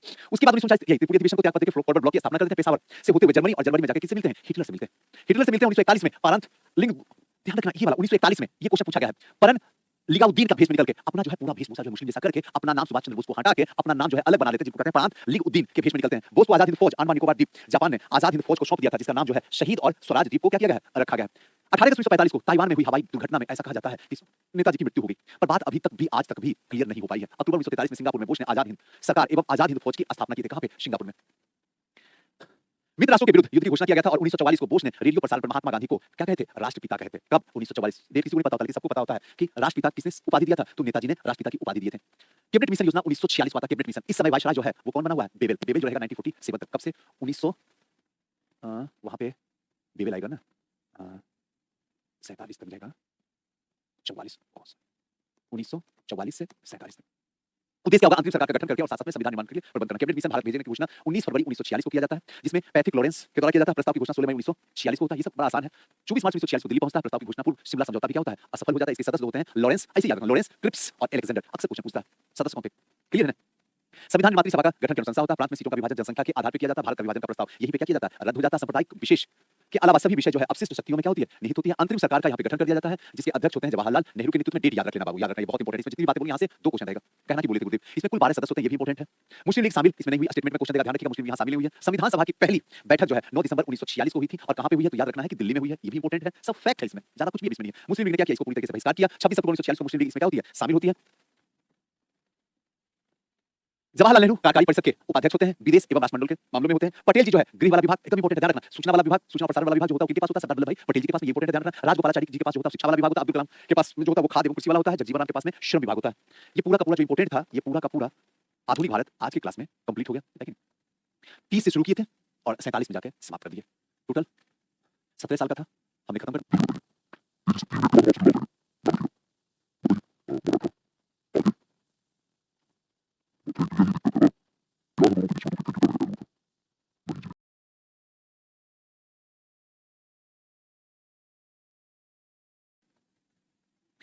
30 से शुरू किए थे और 47 में जाके समाप्त कर दिए। टोटल 17 साल। और कहां पे हुई है? तो याद रखना है कि दिल्ली में हुई है। ये भी इंपॉर्टेंट है। सब फैक्ट है इसमें, ज्यादा कुछ भी अब इसमें नहीं है। मुस्लिम लीग ने क्या किया? इसको पूरी तरीके से बहिष्कार किया। 26 अक्टूबर 1946 को मुस्लिम लीग इसमें क्या होती है? शामिल होती है।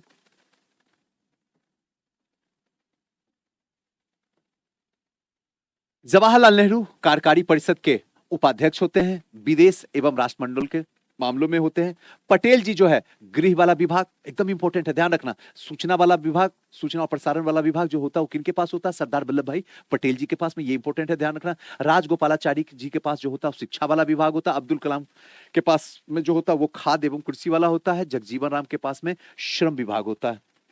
ये पूरा का पूरा जो इंपॉर्टेंट था, ये पूरा का पूरा आधुनिक भारत आज के क्लास में कंप्लीट हो गया है कि नहीं? 30 से शुरू किए थे और 47 में जाके समाप्त कर दिए। टोटल 17 साल का था, हमने खत्म कर दिया। तेजी से 3 मिनट के बाद हम आपसे जुड़ा हो जाएंगे, ध्यान रखिएगा। बताइए, मराठा। और अभी वाला हमको पता, नोट्स देना अभी अभी वाला मुझे। ये महाजनपद स्वाति बिहार स्पेशल वाले सर पढ़ा देंगे, वहां पढ़ाना ही है उनको। विजयनगर लिख लिए बाबू। और सर महाजनपद सातवाहन वंश का नोट। सातवाहन, अच्छा सात नहीं पूछता क्वेश्चन बाबू, बीबीएस से बहुत कम। वहां क्यों फंस रही हो? वहां मत फंसो।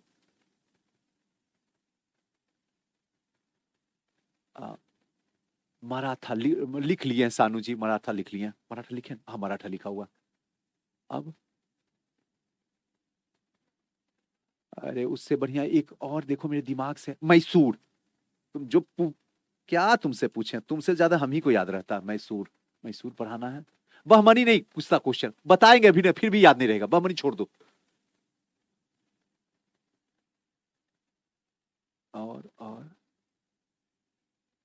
और बहमनी,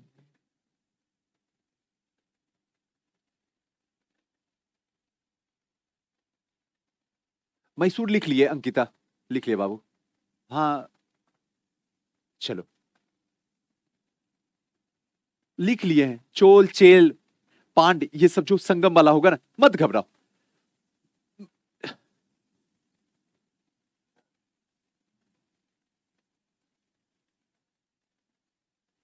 चलो अब मैं समझ गया। अब मैं चलूं? हाँ मोनी, चोल चेल पांड सब बता देंगे। नेक्स्ट क्लास में आते हैं ना, चलते हैं। अब इजाजत दीजिए, बस यहीं तक सफर रहा आपके साथ। कुछ ऐसी बातें हों जो आपको चुभी हो तो माफ कीजिएगा। इंसान हूं, कुछ गलती हो गई हो तब भी माफ कीजिएगा। कोशिश हमारी हुई थी कि इतिहास में जितना माँ सरस्वती बुद्धि मुझे दी है, जितना ताकत दी है, जितना विवेक दिए हैं, 10 साल से जो मैं बच्चों को पढ़ा रहा हूँ, पहली बार केजीएस में आने का मौका मिला और सबसे सौभाग्य की बात है आपको पढ़ाने का मौका मिला। हमने कोशिश किया एकदम सुनामी वाली रफ्तार में, सुनामी वाली ताकत में, और सुनामी की तरह दुनिया में कोई आपसे आगे ना जा सके उसी अंदाज से मैंने पढ़ाने की कोशिश किया। हो सकता है कुछ हमें कमी रह गई हो। आई होप कि नेक्स्ट टाइम में ज़रूर मैं उसको दूर करने की कोशिश करूंगा। हमारा हमेशा पहला उद्देश्य होता है आपको खुश करना, आपको इतिहास से प्यार करवाना, और जिस उम्मीद से खान सर मुझे अपने सानिध्य लाए हैं, बड़ी उम्मीद से आपके क्लास में मुझे रखे हैं, मैं शायद ऊपर भगवान के आशीर्वाद से खड़े उतर सकूं। कोशिश हमेशा होती है। बस यहीं के साथ अलविदा लेते हैं, और जब भी हमारी ज़रूरत पड़े तो मैं हमेशा आपके लिए तैयार हूँ। मैं बोलता बहुत टाइट हूँ, मैं इस बात को एक्सेप्ट करता हूँ। अंदर से एकदम सॉफ्ट हूँ, जस्ट लाइक नारियल की तरह। ऊपर से हार्ड हूँ, किसी की औकात नहीं है, कुछ करके देख ले। अंदर एकदम सॉफ्ट हूँ, एकदम मासूम। इसलिए कभी भी मेरी बातों से मुझे आंकने की कोशिश मत कीजिएगा। हमेशा मेरे काम